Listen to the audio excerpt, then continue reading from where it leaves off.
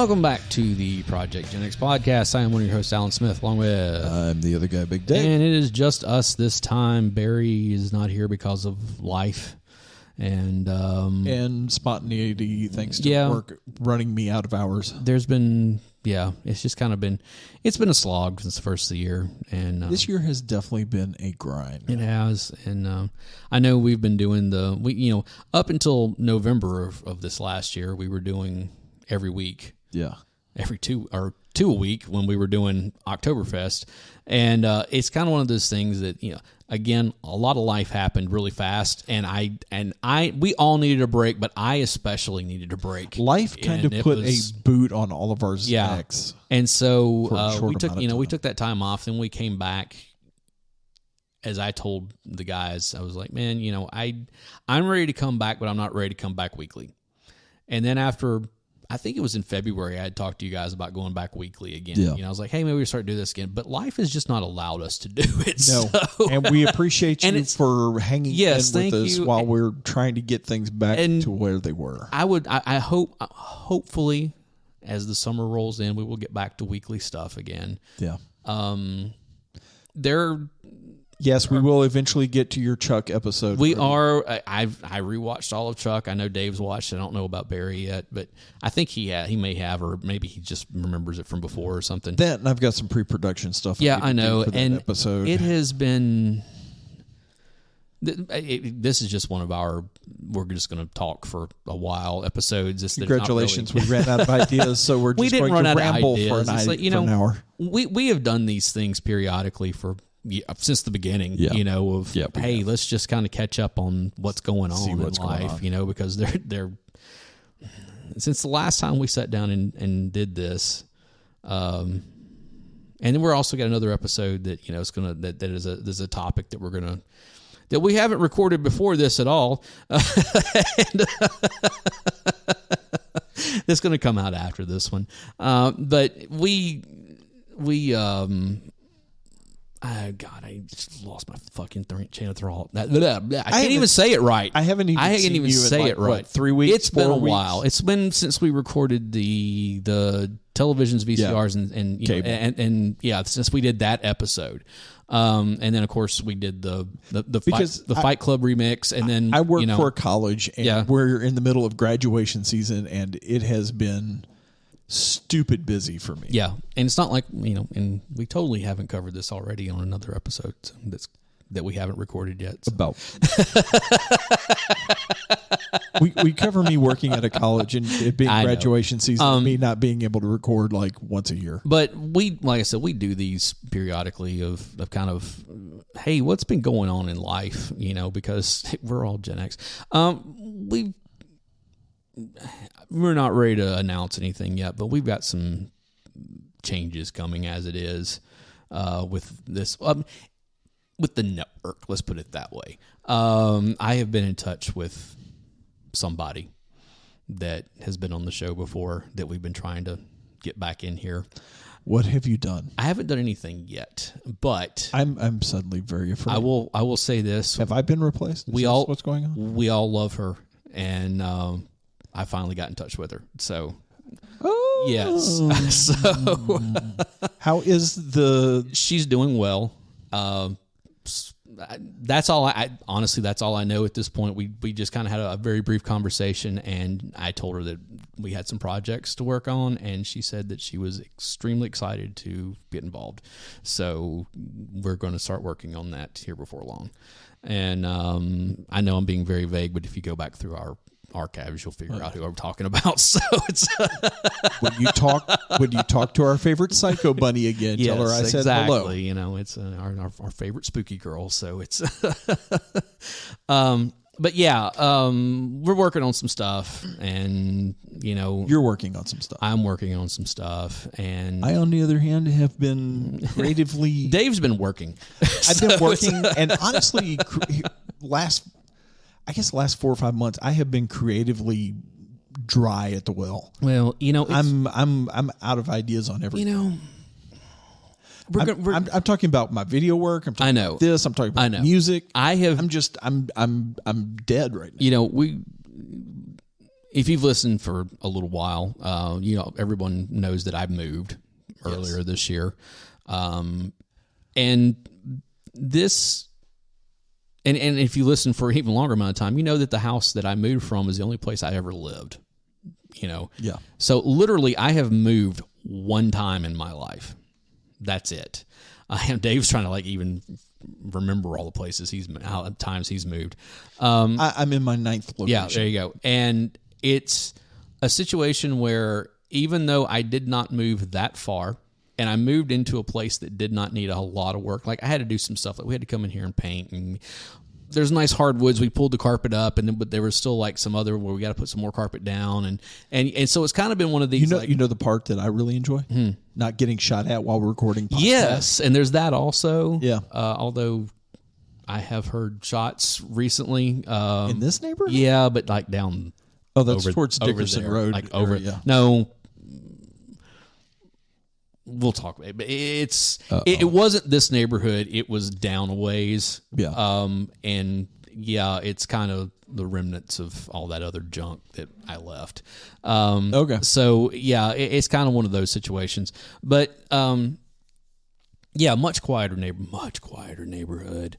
I mean, it's I've got to, Dave, I have to describe this to everybody who doesn't know what I'm talking about here, but the house that I'm in was built in the probably the late 50s, early 60s or something. It's kind of that, I don't know, that ranch style. Yeah. One level. And the living room, which I finally got carpet in the last week and a half of us recording. Which you lied to me. You said that was going to be the new music room. Well, the other room is bigger, for one thing. The den. Oh, the den. The den is bigger as opposed to the It looked like you were setting that up for your football watching area, though. Oh, no. It may still be, but it was kind of like before. The den had all the music equipment set up, and then so yeah. I've got this nice big picture window that looks out, across the front yard, across the four-way stop down here, and then kind of blah. And you know what? It's funny because my dad was here. I think I can't remember if it was yesterday or today. And he kind of walked through there, and he asked me, he's like, "Do you ever close the blinds to those things?" I'm like, "No, I leave them open all the time."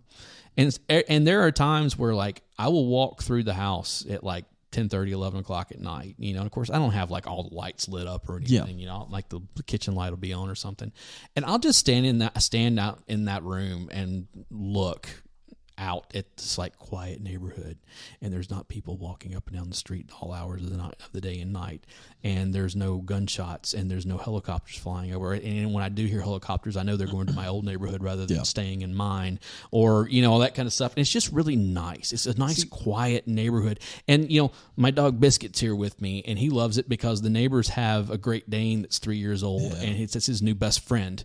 And it's just they will go out and run all over the place and act like idiots and have a great time. That's what I love about my place. While we're still in the neighborhood, we're actually way far out in the country. And it's the same thing. You are out. I'm literally 30 minutes from everything. I know. But you don't feel like it when you're there. you can sit on the back porch and look over the backyard, and I've got a tree line, and it's really nice, and it's quiet, and it's not crazy. The problem is I have a helicopter problem. Oh, yeah. The reason I have a helicopter problem is because Fort Campbell is at not Clarksville that far from you, I know. Decides to use Cheatham County as their flyover zone because it's... So you get military helicopters coming through. Quote, mostly rural. Yeah. The problem is... That's true.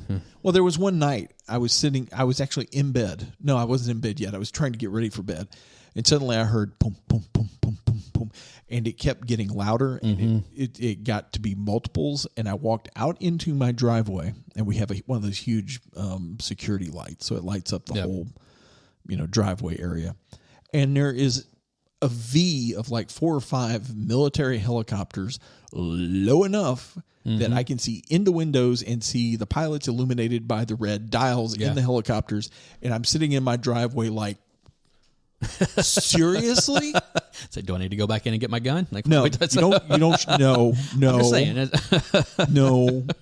Hey, I think it was 3 weeks ago. I walked out. It's funny because my front yard, there's quite a few trees. It's a big yard. We've got You got about an acre and a quarter. Okay. So it's over an acre here. We're in a corner lot.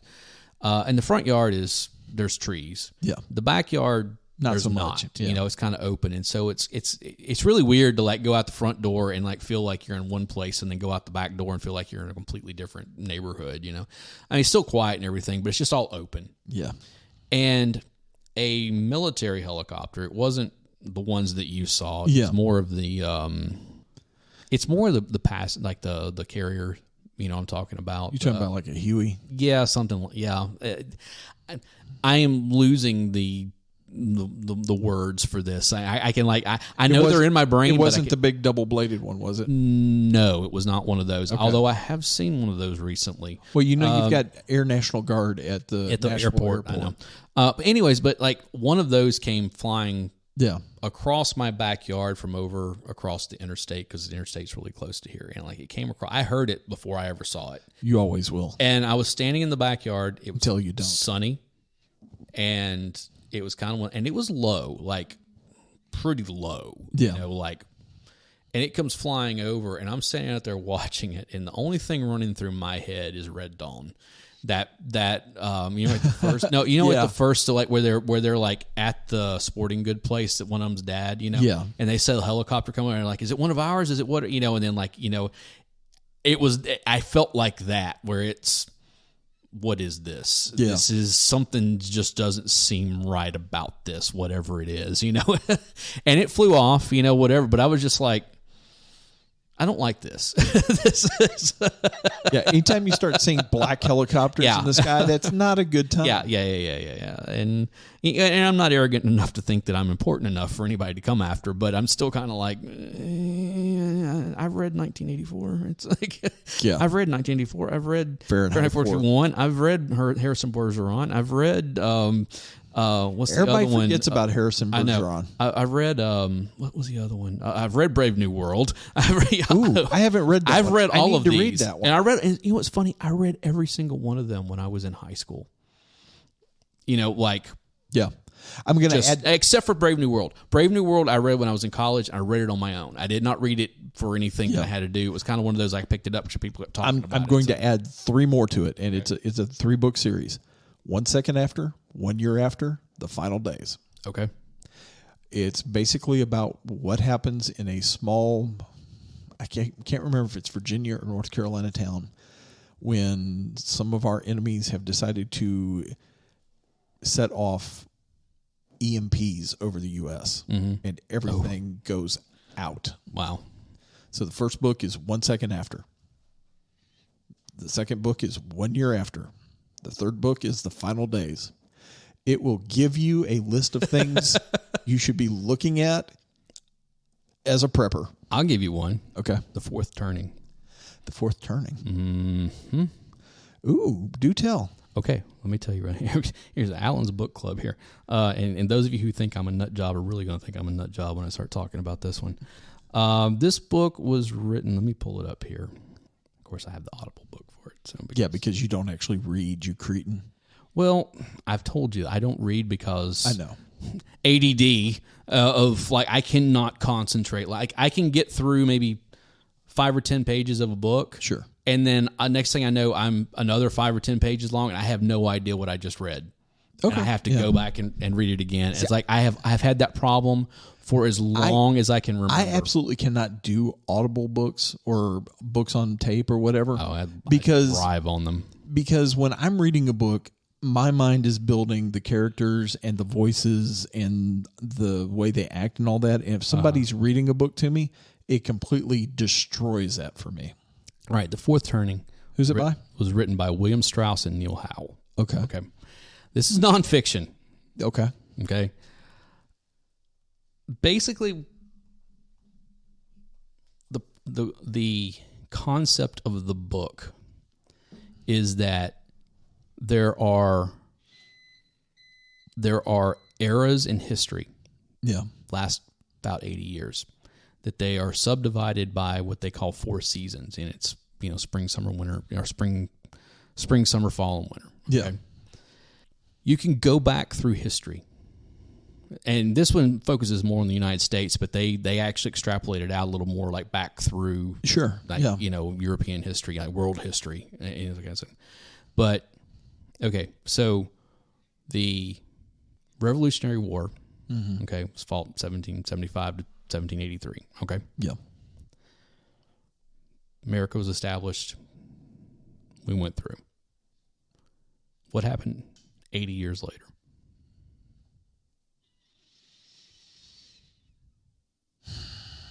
(1861) 80 years later. That was another Civil War. Yeah, Civil War, yeah. Okay. What happened 80 years after that? 1941. Well, that's World War the U.S. entered World War II. No. Yeah. U.S. entered World War II. Okay, yeah. War started in 1939. You're right. U.S. entered in December 41. What's 80 years after World War I? You said 41? I'm terrible at math. 2021. 2021, okay. Somewhere in there. Basically what this is positing is that every 80 years, something happens. Yeah. That basically upsets the status quo of everything. And resets. And we're moving into what's called the fourth turning, which is the winter portion of that 80-year or that cycle.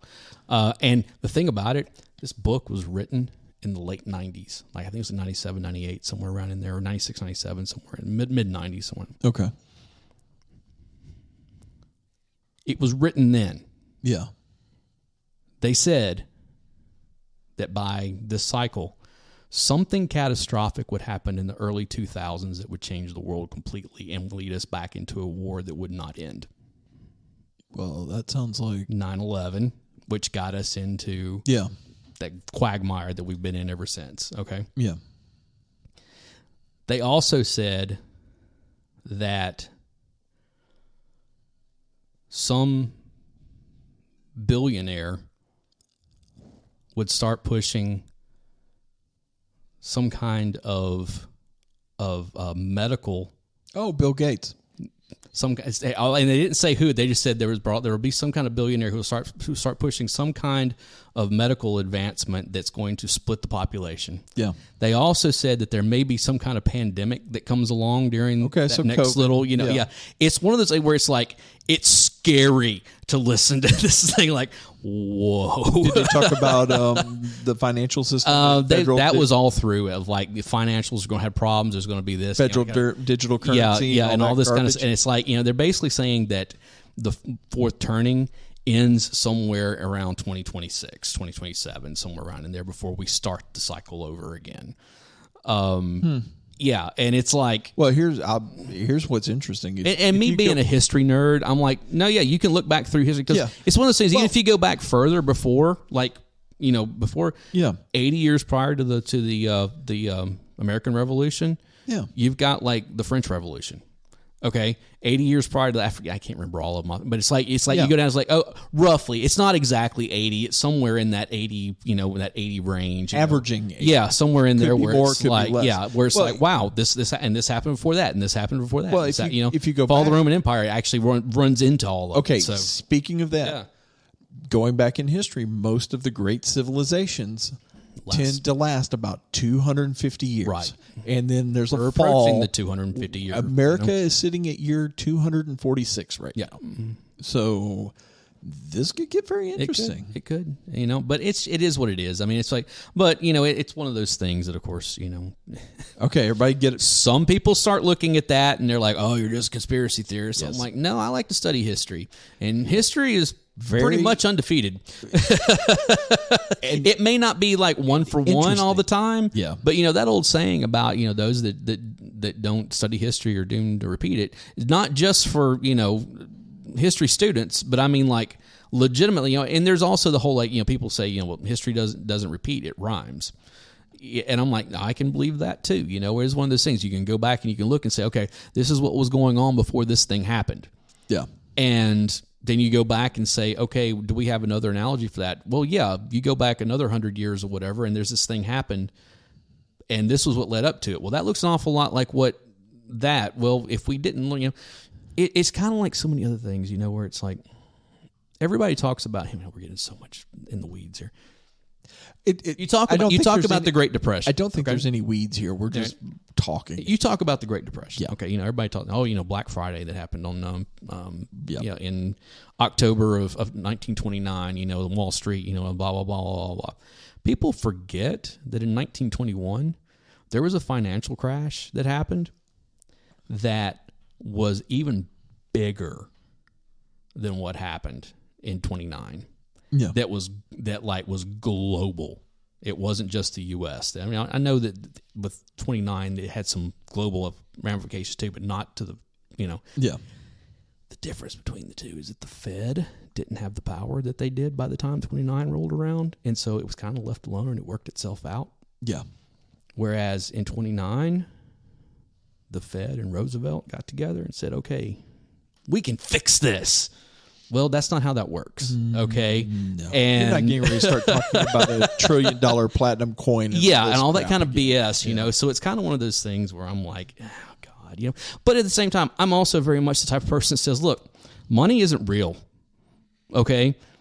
The only reason that the numbers that you see in your bank account exist is because you believe that they exist and the bank says that they exist, and everybody else just goes along with the whole no, that exists. Well, all you have to do, even the little pieces of paper that some people still have that say 1 or 10 or 100 or whatever, the only reason they're worth anything is because everybody believes they're worth something. And the reason for that is when what was it? It was Nixon that took us off of the gold standard.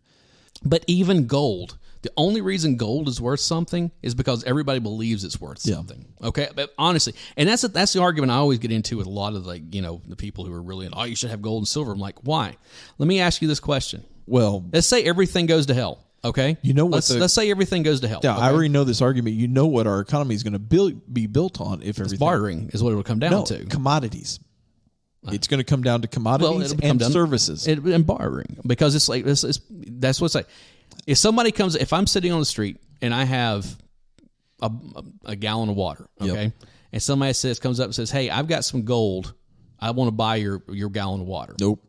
Well, what am I going to do with that gold? What else? Somebody comes up and says, "Hey, I got half a sandwich. I'd like a glass of your water." I'll take half a sandwich because, for one thing, gold's heavy. What am I going to do with it? And it's not going to feed me. It's not going to give me water. It's not going to shelter me and that kind of stuff. It's going to come down to food. It's going to come down to water. It's going to come down to soap, ammunition, medical supplies, all that kind of animals, and being able to do a service for hey, I can build. I do carpentry work. Hey, I can do work. My car's broke down. Yeah. Do you know a mechanic? Yeah, because if you know a mechanic, I'll help you do this to get your mechanic friend. Or if you are a mechanic, it's any number of things like that. Yeah. Which is why I'm screwed. I'm just going to have to. IT probably not going to work so well once everything shuts off. So. No, which is why I'm actually looking at doing some of the basic electronics and figure ham radio out stuff. How to refine gasoline, like legit. Now here's the advantage: if you have a diesel engine, you have a much bigger advantage than someone who has just a regular gas engine. Yeah, because that stuff will run. It will run on just about anything. Yeah, I mean, honestly, you can literally make your own diesel. Diesel is not a thing. No, diesel is the name of the man who invented it. Yeah, engine. I know exactly. Yeah. Or either that, or figure out how to manufacture ammunition. That's not as hard as you think. Well, I know, but it's one of those things that is a. Because I will probably just be growing a garden and hunting for my food chickens. At that point. Not chickens are wonderful. Rabbits. Yeah, but you can. Chickens are too loud. Could be. But you know what the problem is with rabbits? If you eat only rabbits, you can starve to death. Well, that's true. Because there's no fat on them whatsoever. And literally, that has happened where people have have died of malnutrition from just eating rabbits. Yeah. Which is why you've got to add in some other stuff. But the whole thing, I know chickens are loud, but the thing you got to think about chickens, they're constantly, I mean, they lay eggs. Yeah. And, you know, it's one of those things, you can eat them. You can, as long as you have a rooster and you have laying hens, actually, it's one of those things where they repopulate very quickly. Actually, so one animal that most people don't think about is actually raising quail. Quail has about the same type of meat, and they do eggs. Yeah. So, and you can put more of them in a smaller space. There you go. So this is prepping 101. Not really, but you know, but it is what it is. I mean, we kind of got off in the weeds on that right there. But whatever, I don't care about your political whatever. It's always good to know it's always good to know basic first aid.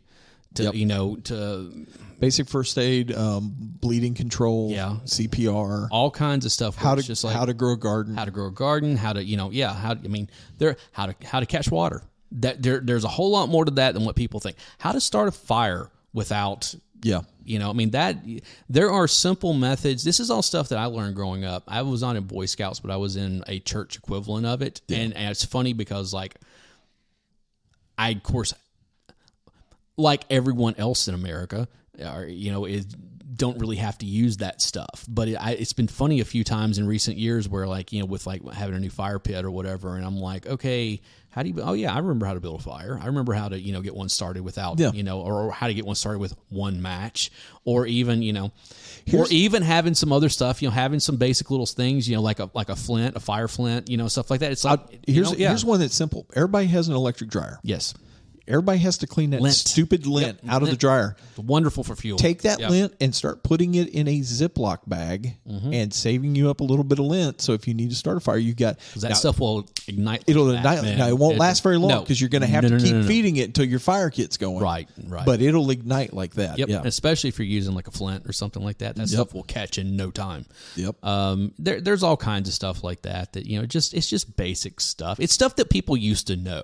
Yeah. But we've gotten so close. We've gotten so comfortable living in cities where stuff is delivered to us and this and that and blah blah blah blah blah.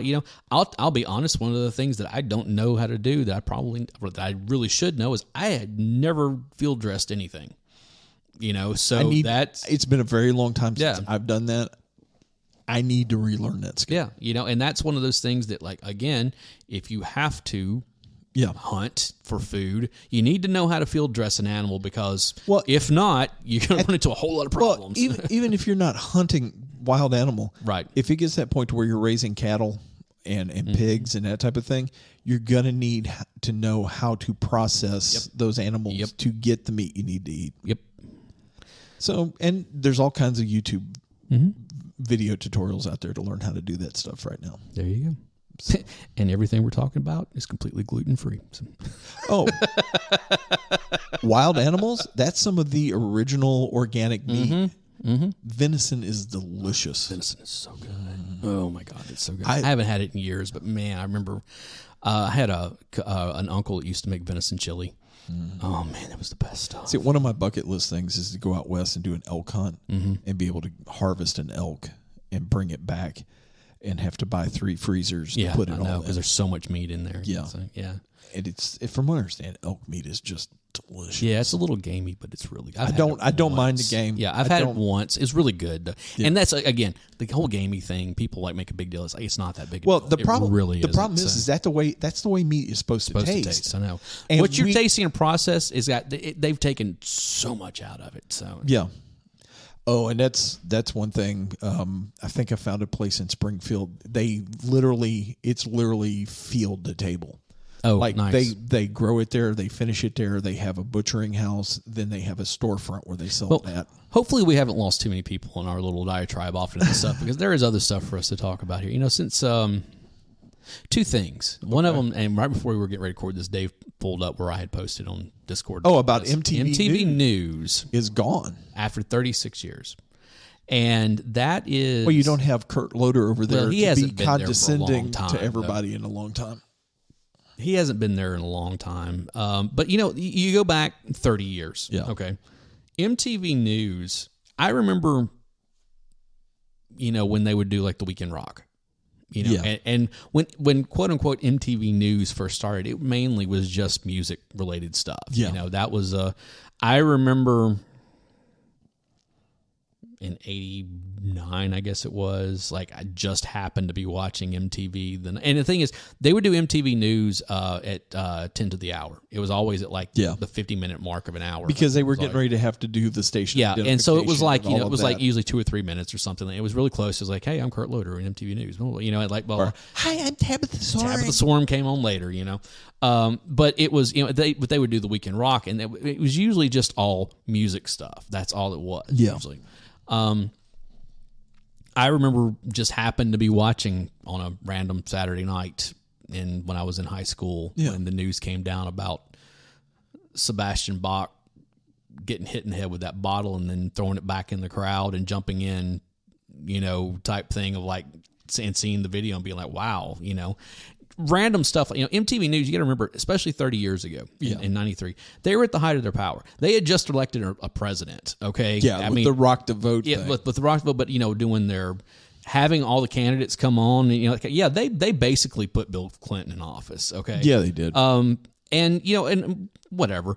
And then, you know, a year later, they were the first big media outlet to break the Kurt Cobain suicide. Yeah. You know, that was originally broken by a local Seattle radio station, but MTV was the first national big to break that news. You know? It was like a cop or it was a plumber. It was a plumber, and leaked it to the radio station. Right, and then from there it got to MTV News, and they were the first ones, like I said, on a national basis. You know. As well as so many other things. You know, again, Kurt Loder came through there. You had Tabitha Sorum came on. You had Serena Altschul. You had Gideon Yago. You had... I forgot about Serena. You had Gideon Yago. You had Sway. You had a whole bunch of people that came through. You know, Sway is still doing his radio thing in Atlanta, you know, and he's doing great. But Atlanta? I didn't realize it was out of... I thought it was New York. I thought it was Atlanta that he's out of. What is it? Am I wrong about that? It's like the 97s or something Maybe it is New York. Who is it that's out of Atlanta? Oh, no. I'm thinking of somebody else. Okay.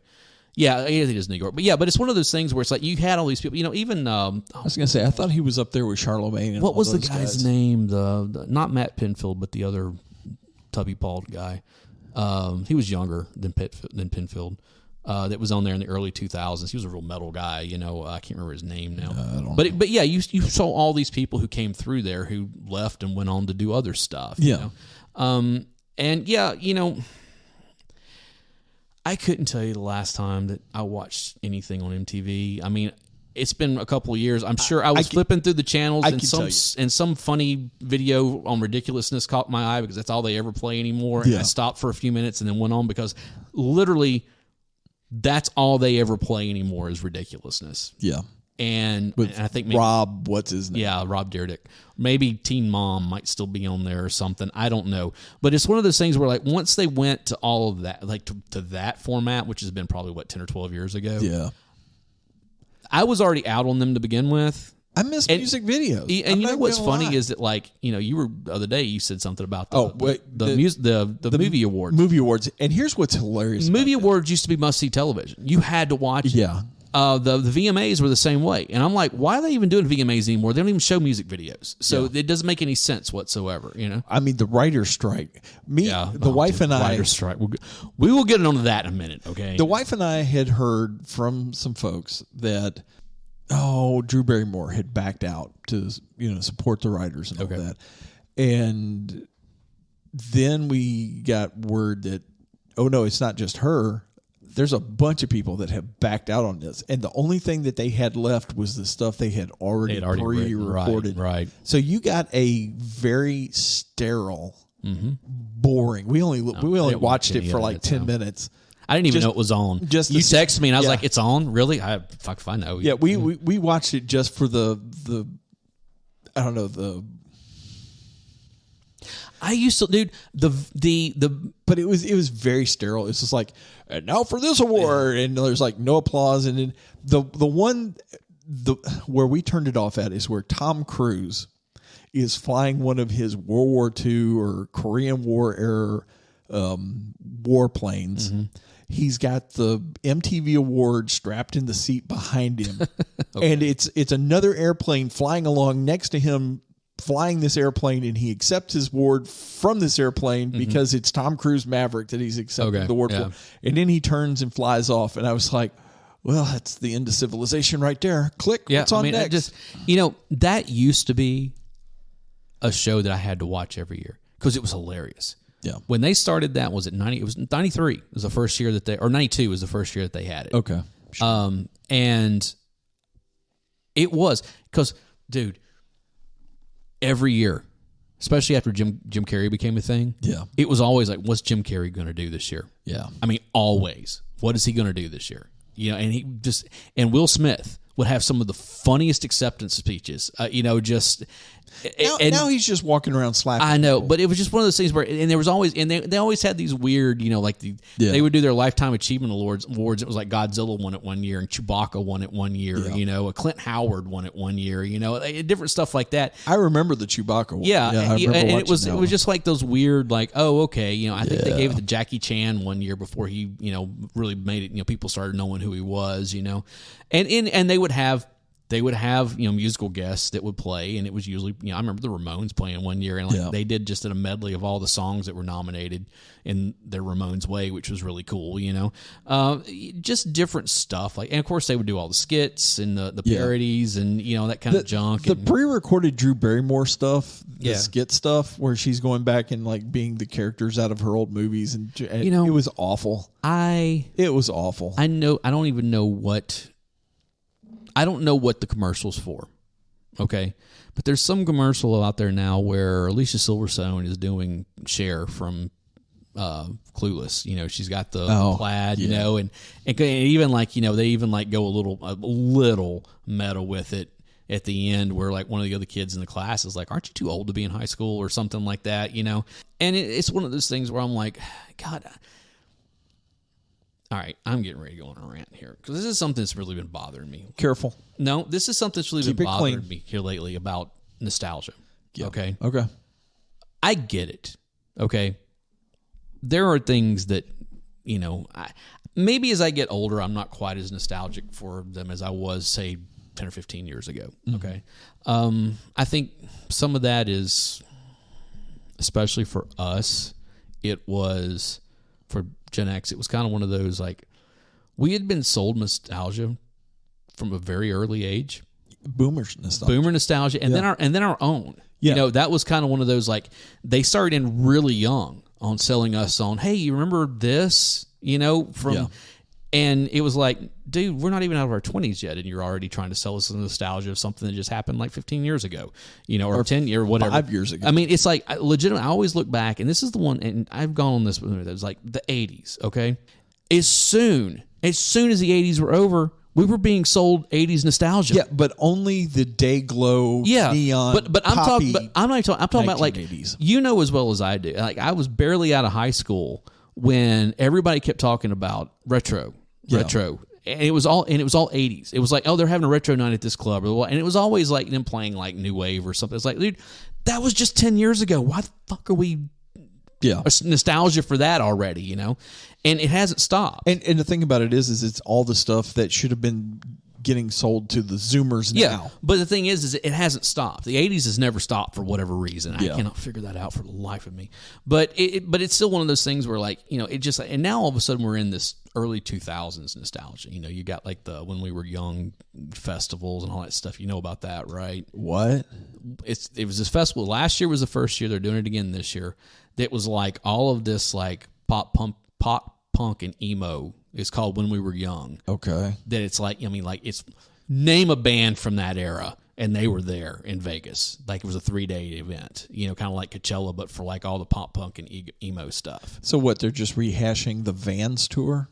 Yeah, well, the Vans, the Warped Tour stopped touring a few years ago. They still Warped Tour. They still have 2 shows. I think 2 or 3 shows every summer. But it's like one of them's on the West Coast, one of them's in Chicago, and one of them's on the East Coast or something like that, rather than touring like they were, because they weren't pulling in the numbers that they had been, But this thing, and I mean, like, you pull it up. We're talking like Saves the Day and Save Ferris and My Chemical Romance and what's the sure we're going down Fallout Boy. Oh, and I mean like all of that stuff. Like anybody, a Yellow Card, and I mean like anything that was kind of big during that era, you know, as far that like fell under that umbrella. Yellow Card, they really? were there. I mean, it was just like, I mean, yeah. And I got to give this to the millennials. When the original lineup was announced, like about a year ago now, something like that, there was a lot of skepticism about, wow, they're just trying to cash in on nostalgia. Oh, you know, I mean, yeah. Maybe the millennials actually learned something from us. They still like went to it though. And they're doing another one this year because it did so well, you know. But yeah, it was just kind of one of those things like, but that's when it goes like, we keep getting these resurrections of television shows and movies that nobody cares about. And I say that, I know there are people who care about it because they wouldn't be doing it if they did. But, you know, I'm just like, dude, do something. You know, this whole writer's strike thing. Yeah. I'm like, hey, you know what? I have an idea. Whenever the studios sit down and start negotiating, because they'll come back to the negotiation table, whatever, like, okay, here's the deal. We'll, you know, pay whatever it is you're striking for. Great. We have some, you know, some demands also. One of them needs to be start writing better. Stop rehashing the same shit over and over and over again. Yeah. And do something original again, because you're not getting that. Yeah. Everything is a franchise. Everything is a continuation. Hell, they're making another Hunger Games movie that's supposed to be a prequel or something. Yeah. You know, whatever. But you know, the thing about all of the Star Wars crap, it's the author of that series. I know, but all of the Star Wars crap, all of them trying to go back and do, you know, Lord of the Rings. You leave Dave Filoni and come on, the other guy that was the Marvel guy that's taken over the Star Wars with Dave Filoni, Jon Favreau. Leave them alone. Cause I have not watched a single episode of the new season of The Mandalorian. Why? Because I've heard nothing good about it, and quite honestly, I didn't like the second season that much. I enjoyed every episode. It's kind of like you haven't been to the theater recently, have you? I don't like going to the theater anymore because of the way they've changed them over into those giant lounge chairs. You have not seen Ant-Man and the Wasp: Quantumania? No, it actually drops on Disney Plus here pretty quickly. Well, I'm actually looking forward to that. I saw it. Yeah. You don't need to see it. Well, I'm going to watch it because it's free at my house. Well, it's not free. You're paying for it. I'm paying $14. But here's my question: why are you supporting Disney?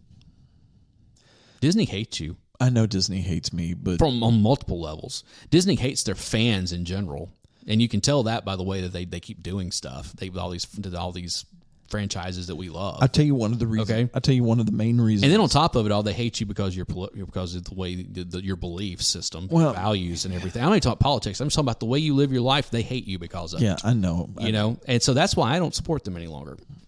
And the problem is they own all of the classic Disney stuff that we're introducing our niece to. Here's the thing. You know how you get around that? And you're a big proponent of physical media. Go buy used copies of it that you're not giving the studio any money whatsoever, and then you never have to ever again. Yeah. That's getting harder and harder to do, though. Not really. I've got a whole bunch of... Dude, it's not as hard as you think it is. And I'm talking about legal means. You know, like, as I've had 2 hard drives crash on me in recent months that out of nowhere. Yeah. And I've just been like, you know what I don't have a problem with? If I go and I have like physical copies of stuff on my shelf, I don't have to worry about losing this stuff. And, you know, and that's not even talking about like all the pictures and everything else that I'm the biggest proponent of that. So I've just kind of been like, no, I'm going back to this. But you know what? In rebuying the MCU stuff, I already decided anything post Endgame that I didn't like, I'm not buying. Which means I'm buying like 2 movies because I have not liked most of the post-Endgame stuff. It's just not been good.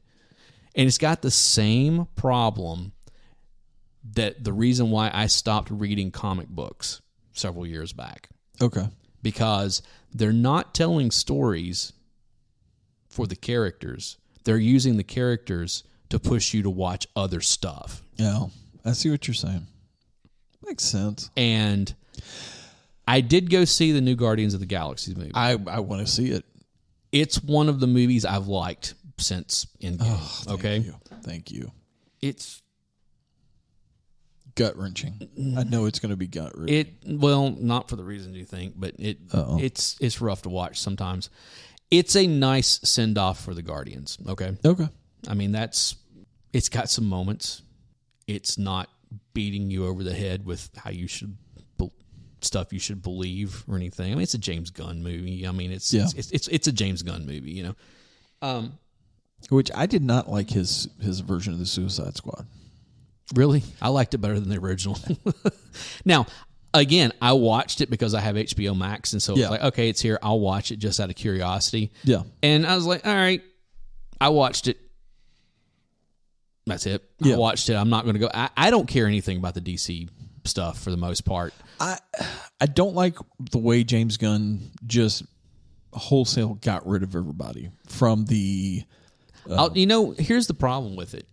I don't have a problem with him getting rid of everybody except for Harley Quinn, and they pulled somebody else back into. I don't remember who it was. He needs to keep Harley Quinn, because he had to, because she's their most bankable character that they have right now. I think they should have kept Henry Cavill because he is Superman. I think they should have kept Jason Momoa for Aquaman because that's been the most interesting Aquaman has ever been ever.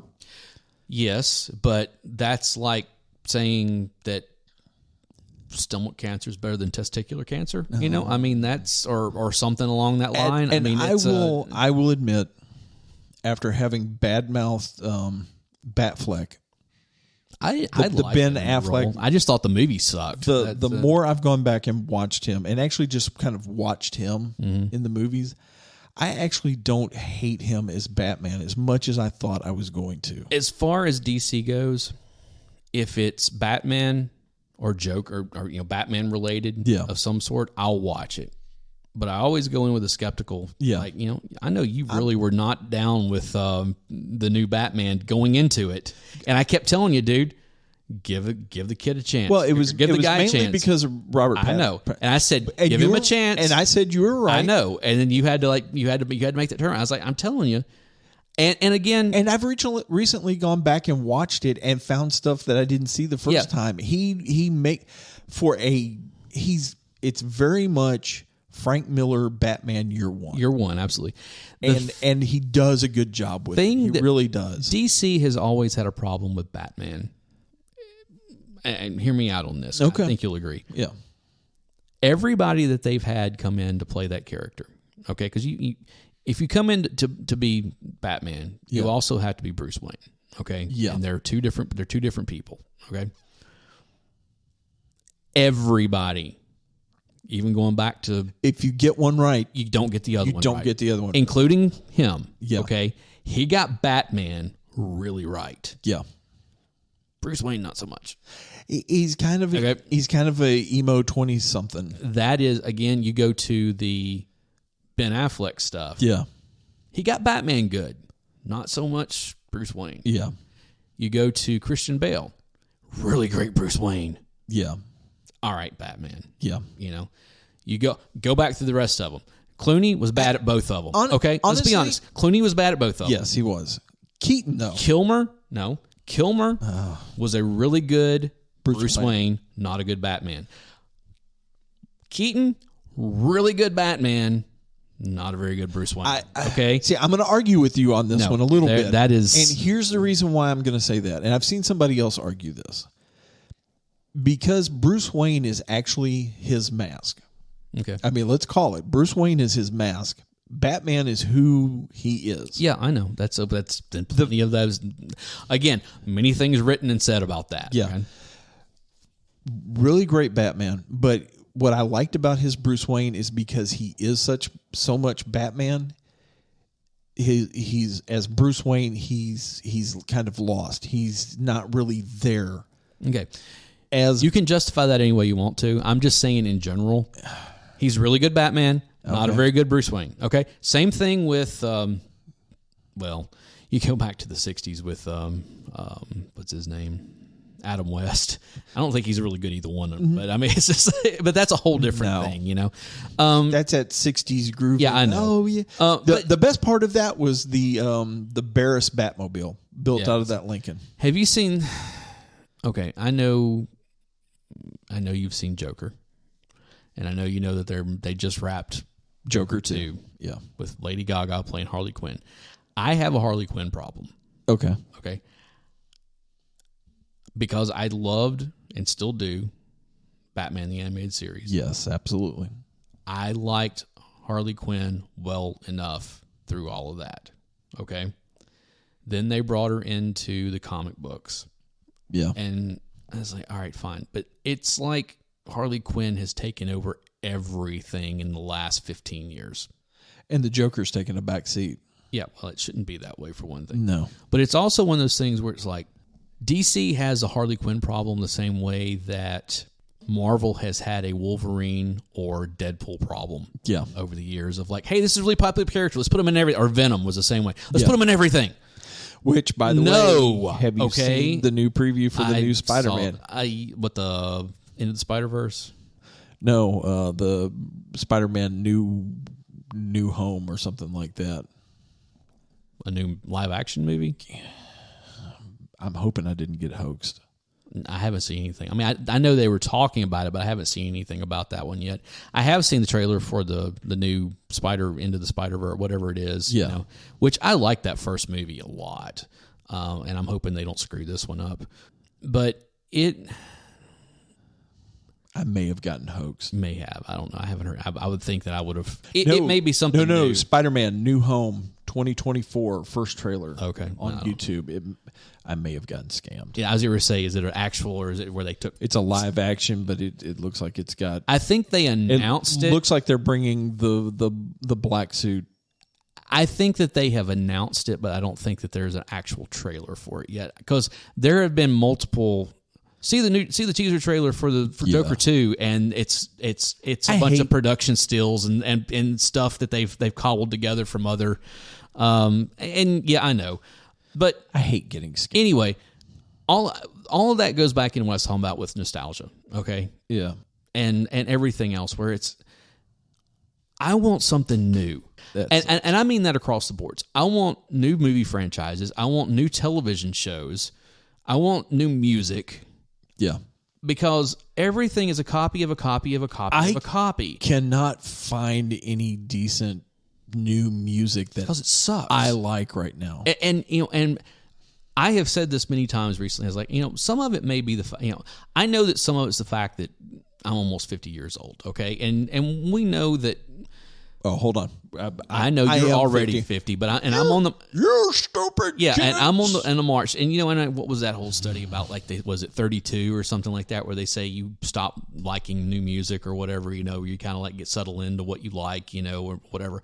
I get that, okay, but I will be honest. I have tried listening to new music. Yeah,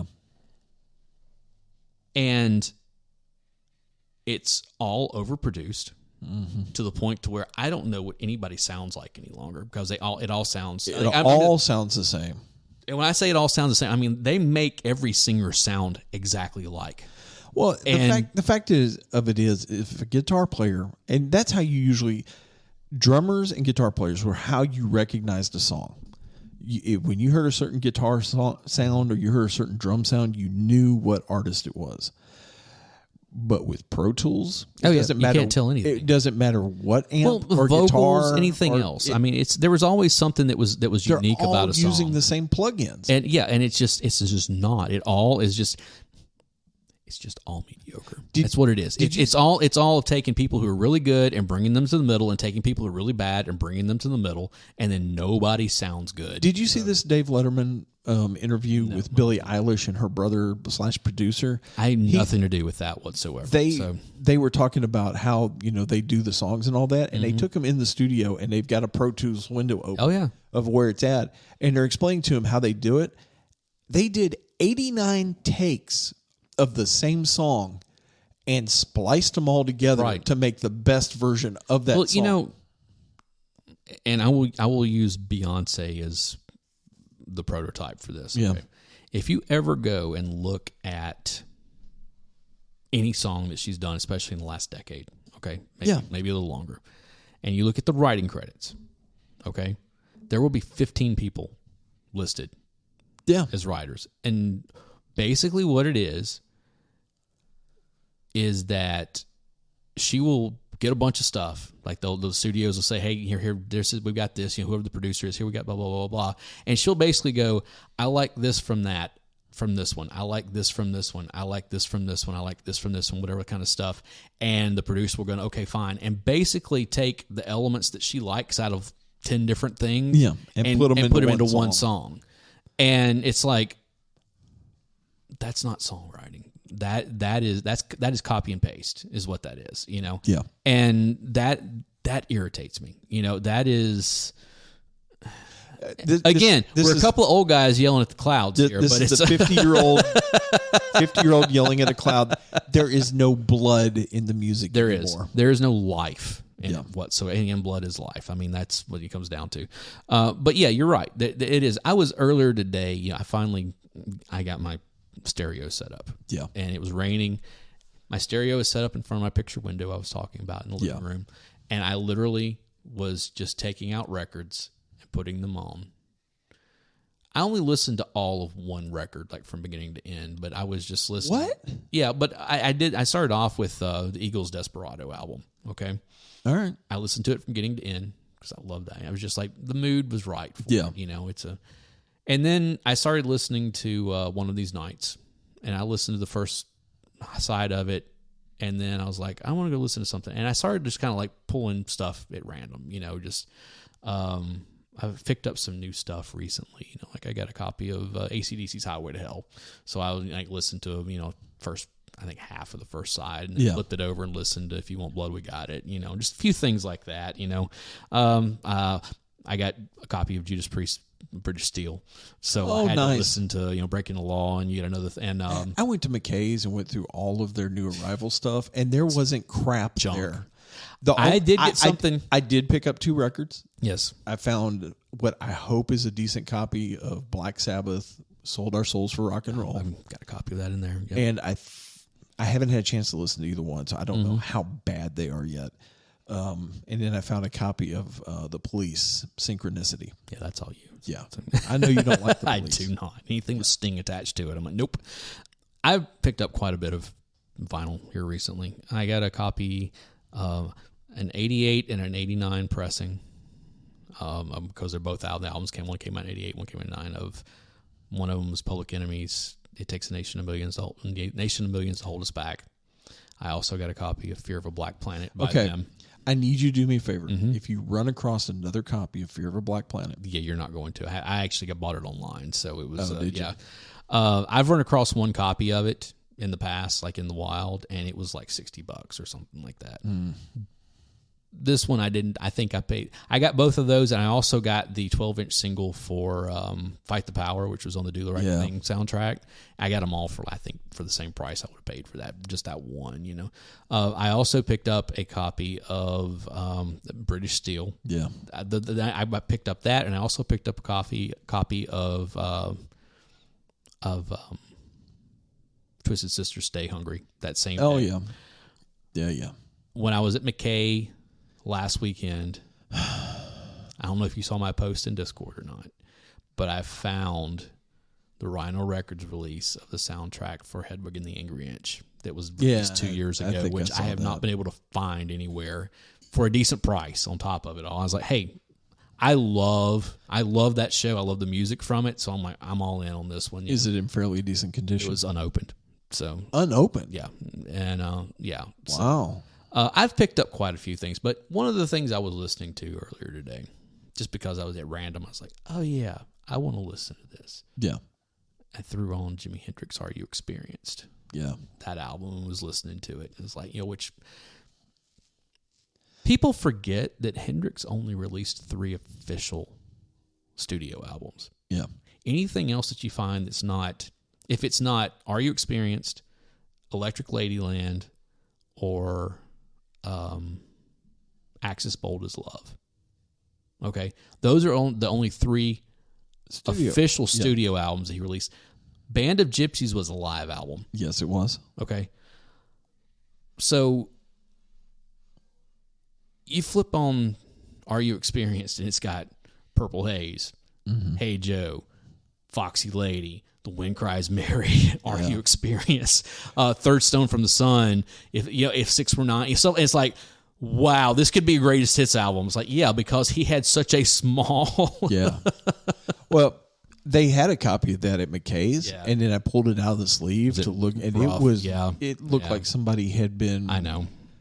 Just crapping, and they were probably still asking $70 for it. So I think it was $45. Yeah, and that's what I hate about McKay is because and I love going there. Okay, and when I was there and I bought that album, and I also bought a bunch of Blu-rays because they had I got all 3 of the Christopher Nolan Batman movies for 95 cents a piece.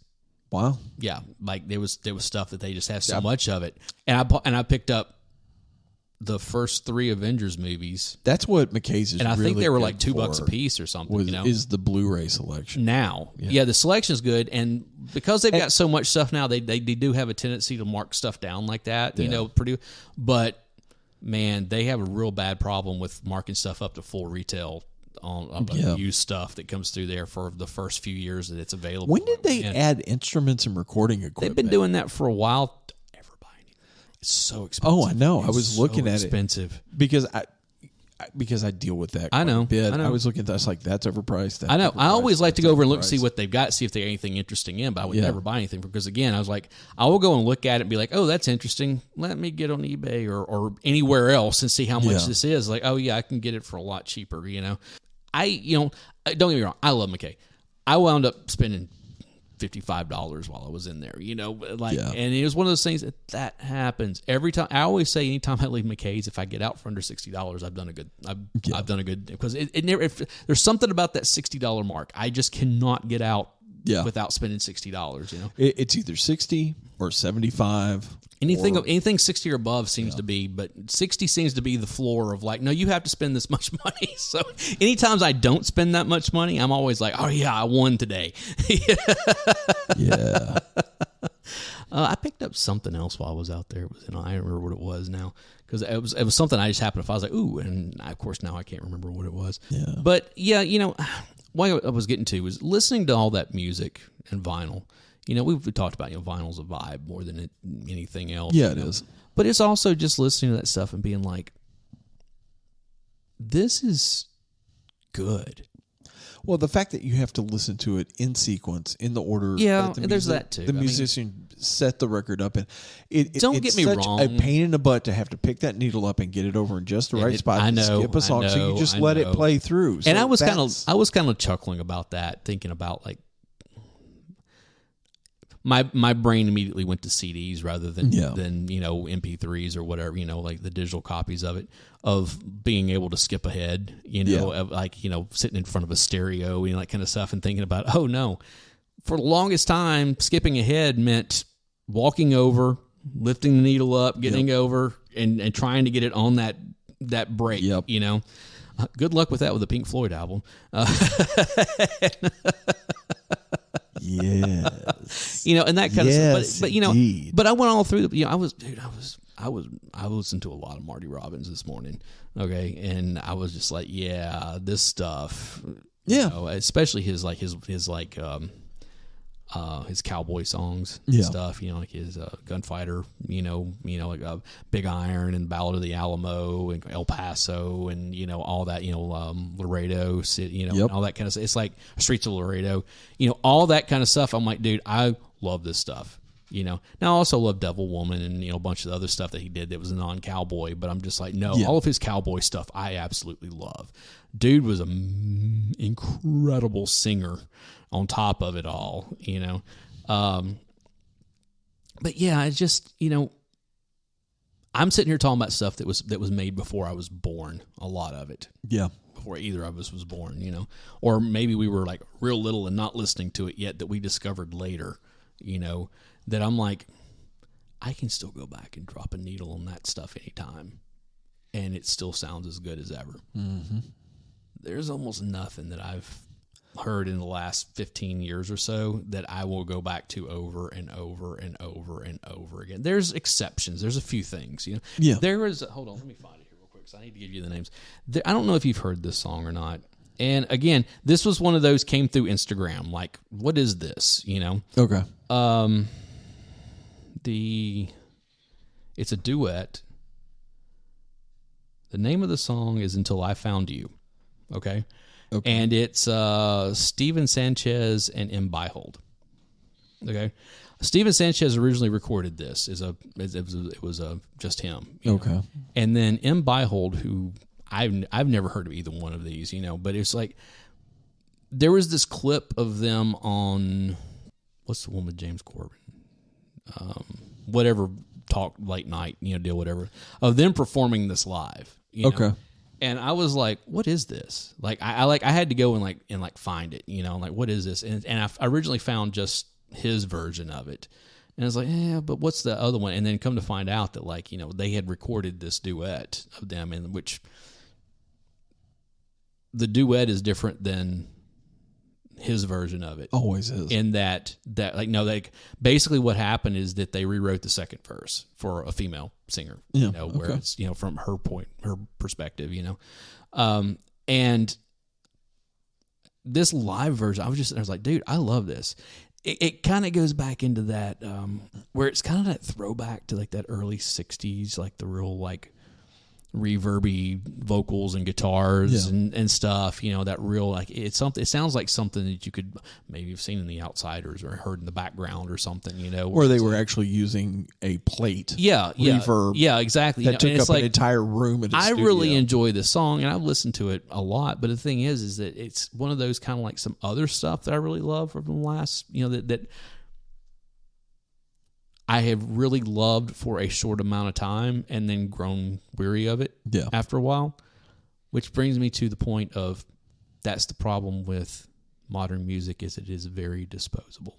It's something that you love for a short amount of time and then it goes away and you go back and listen to it months or years later or something and it's just not as good as what you remembered it being. Yeah. And I guess basically what I'm saying is that's the music equivalent of hookup culture. Okay. It's good for the time, it gets you through, and then later on you're like, oh yeah, we had that thing, Well, not exactly the same, but kind of headed that direction. Have you seen the amount of tours that are getting canceled this summer? Yeah. Simply because of the money it's going to cost to do those tours? With inflation and the economy the way that it is now, going back to what we were talking about earlier, I think it was... I can't, I think it was Machine Head that canceled and flat out said, look, we can't afford to tour. We can't afford the visas. We can't afford to pay everybody's salary. Right. And because it's gotten ridiculous. And now I'm finding out... concert tickets have gotten ridiculous. Did you see... Okay, look, we're not that far removed from this 3-night deal that Taylor Swift did. Excuse me. That Trailer Shit did here. You didn't have to go that far. Well, that's how I feel. Look, I used to like Taylor Swift, okay? The longer she sticks around, the more I'm like, would you really go away? Would you just go away? But, here in Nashville, she did a 3-night stand at Bridgestone Arena. All right, good for her. That was sold the thing is, out and of course, that was nights. that whole deal with Ticketmaster and blah, blah, blah, whatever. I don't care. Ticketmaster is always going to Ticketmaster, okay? That's just the way that it is. But, with all of that happening, and the ticket prices, not on the secondary market, the ticket prices that was one of the things people were really complaining about right up front was like, why is this cost so much? Yep. Well, part of it is because production costs are a lot higher than they used to be. Yeah. But also it's because you'll pay it. Well, also, have you seen the amount of people it takes to build those stages and lighting rigs and all of that? And I get that. And again, inflation happens, okay? Yeah. It's one of those things. But at the same time, it's like, what's the reason I quit going to concerts? It's because I couldn't afford them. That could not afford them. I have gotten in the last few years where I'm like, okay.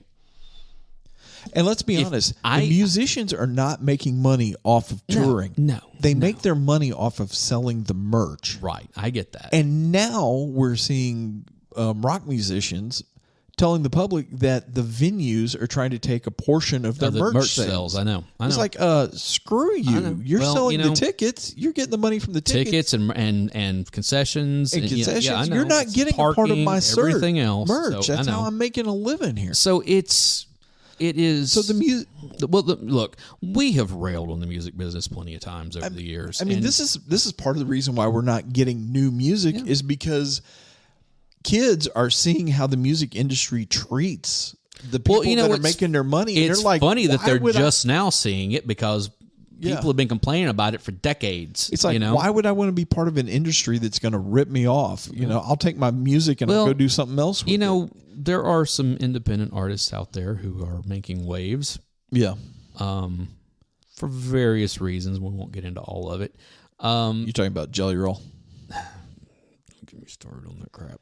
No, I'm talking about some other artists that we won't get into who have charted on Billboard, that do not have record deals, that have had to fight Billboard and everybody else to be recognized because they're not doing it the way that they're quote unquote supposed to, but they're still getting YouTube video views, they're getting SoundCloud, downloads, they're getting iTunes downloads, they're getting they're getting some Spotify stuff if they can get on there. They're getting all this stuff, and it's funny because like one of the big things that these couple artists that I'm talking about have had the problems with is YouTube, because the record industry several years back started counting YouTube views as like Spotify streams, like kind of the same thing, especially counting towards charting, that kind of stuff, that have specifically told these independent artists they're not going to count theirs. And a lot of it has to do with the fact that they're outsiders. They're not playing by the rules that have been said. And some of it's also politics. But it's just one of those things where it's like, look, you get enough, the industry cannot ignore you if you make a loud enough noise. Yeah. And then of course the companies start, hey, we want to give you a record contract. And then they're looking at it going, I am not signing a record contract because... Well, the thing about it is if you get to the point to where you're making enough noise that the record companies are paying attention to you, you don't need them anymore. Exactly. And, when the internet first happened, or was first really starting to become a thing, not when it first happened, probably in the early 2000s, I remember like looking around going like, this could be the great equalizer for music. Yeah. Instead, what we've seen is suppression. Yeah. And not only suppression, but the internet gave everybody a voice. And as much as I am all about everyone should be able to, the problem should have the right to free speech, not everyone should be given a quote unquote voice. Okay. The problem is, yes, it gave everybody a voice. Right. But the problem is it's the same thing that happened back before you had to have a license to be on the radio. Yeah. Well, and there were so many stations. What I was going to get to all of that is that it's created all this static. There's so much that you can't find what you need out of it. It goes back to what I have said on this show many, many times in the last almost 4 years. No. We live in an age, like my kid doesn't know a time whenever he couldn't just pull up something on YouTube or on HBO Max, or when we had Disney Plus or this or that or whatever, where he could just like watch whatever he wanted to. It was always there. Yeah. Okay. What people are starting to realize, not enough of them, but a good chunk of people are starting to realize, is what I've said for close to a decade now. Okay. What is that? When you have access to everything all the time, you have access to nothing. Do you understand that? Yeah, I'm just trying to process it. If I give you access to the complete catalog of music from the beginning of recording till now, that's at your fingertips. Well, you lose the ability of discovery. There is no way to discover. There's so much to wade through that you can't. there's so much to wade through, and there's no curation to point you towards the stuff you might actually like, and so therefore you are just mired in a sea of stuff, and that's it. Every once in a while you'll find something, but mainly you're just treading water, trying not to drown. So if you have access to everything, you have access to nothing. I'm going to have to think about that for a little bit. And it's the same thing with movies and television and books and everything else, Think about this. When we were kids, what was one of the greatest things you could get? A library card. Yeah. Okay? Now, think about walking into that library completely unsupervised. The first time it was like, whoa. Yeah, this is great. And then it's like, where do I start? Yeah. Where do I go? And the thing is, how many times, I know I did. You go and get a book and you're like, I'm going to take this home. And then you get home, you're like, this is not good. Well, and I'm going to have this for a while, and it's like. The great thing about my library experiences, as a kid, I was never a shy kid. Yeah. And so I had no problem walking up to the desk and being like, hi, I'm looking for something to read. Okay. Can you help me find something to read? And again, that goes back to... But at the same time, there were a lot of helpful librarians. At the same time, there were a lot of librarians that were not helpful because I was such a voracious reader and still am. And because I evidently was a little smarter than I think I am, I read way above my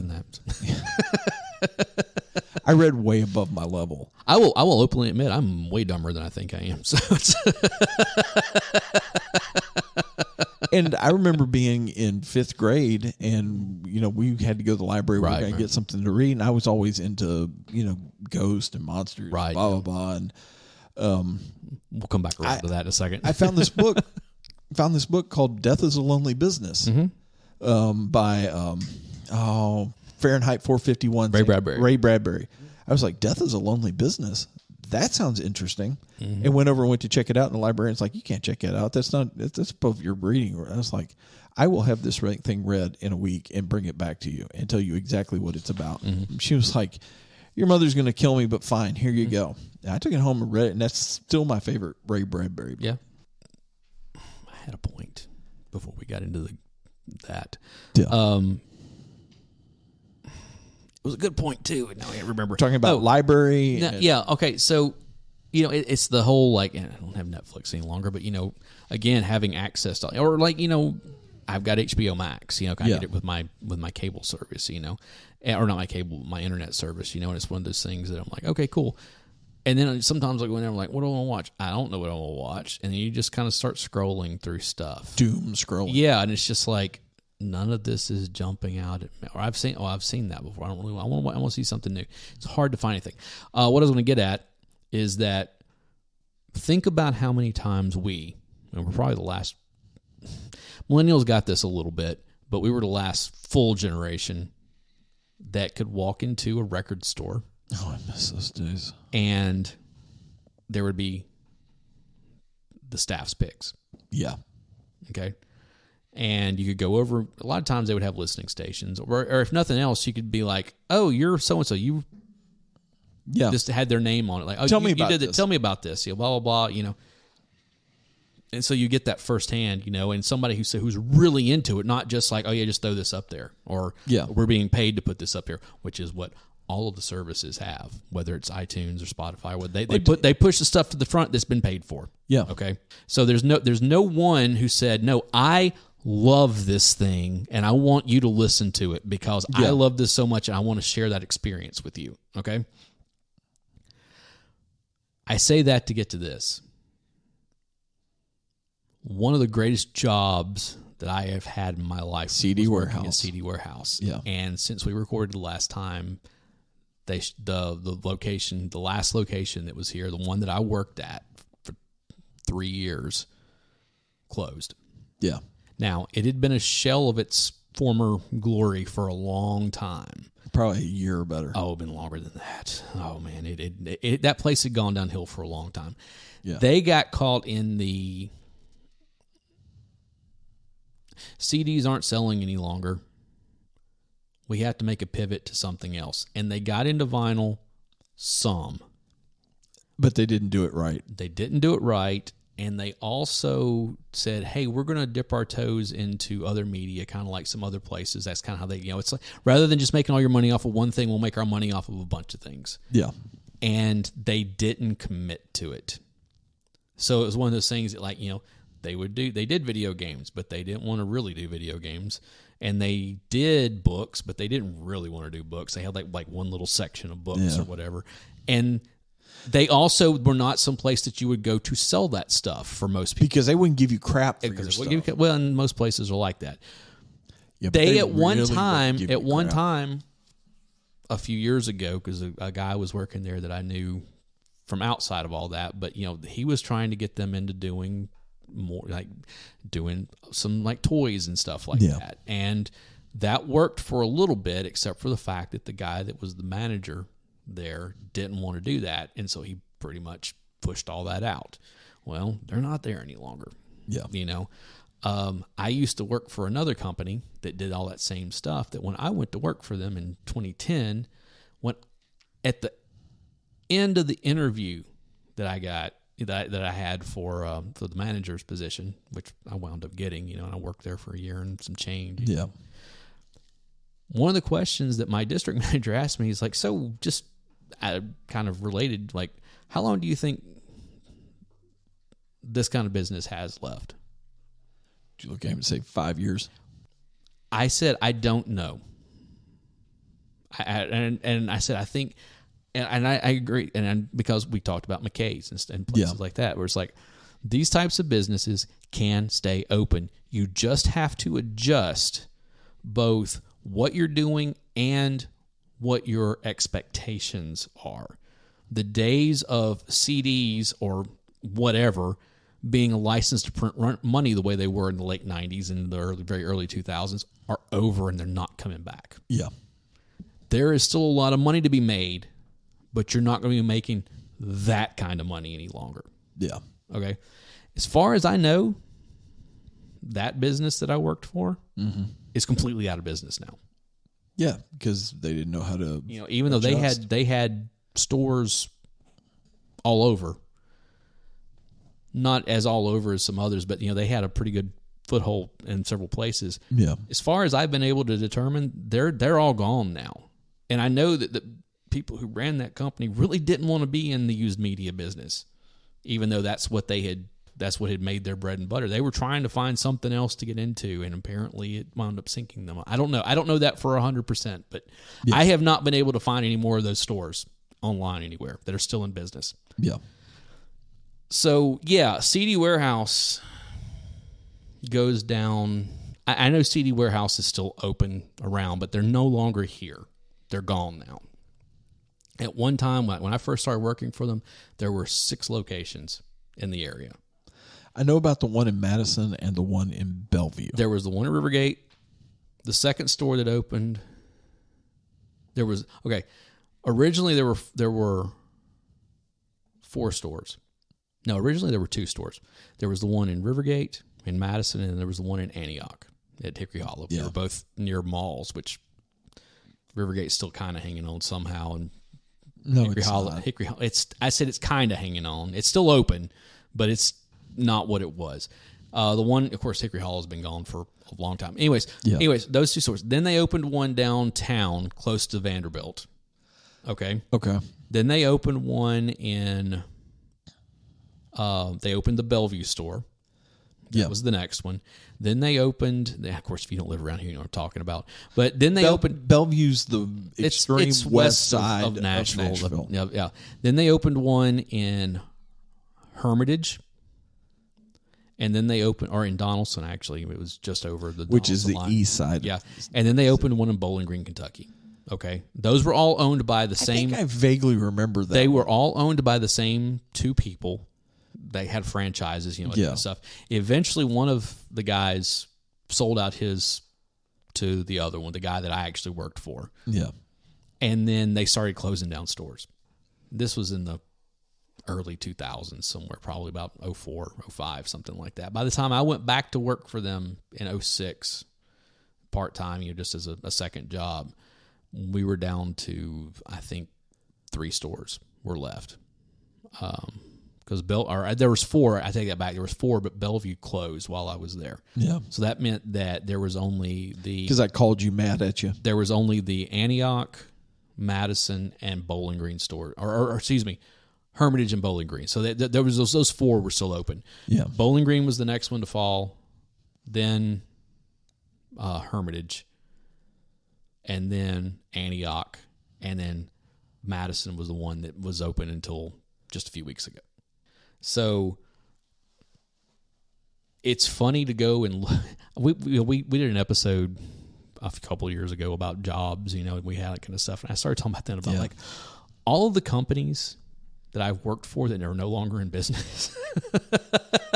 Yeah, you're kind of like the black mark. There are, and some of them not just companies that I worked for, but like the stores. Like some of them, like the companies, just like CD Warehouse is still open. Yeah, but the store that I worked for is no longer there. Okay, now there are a lot of those as well.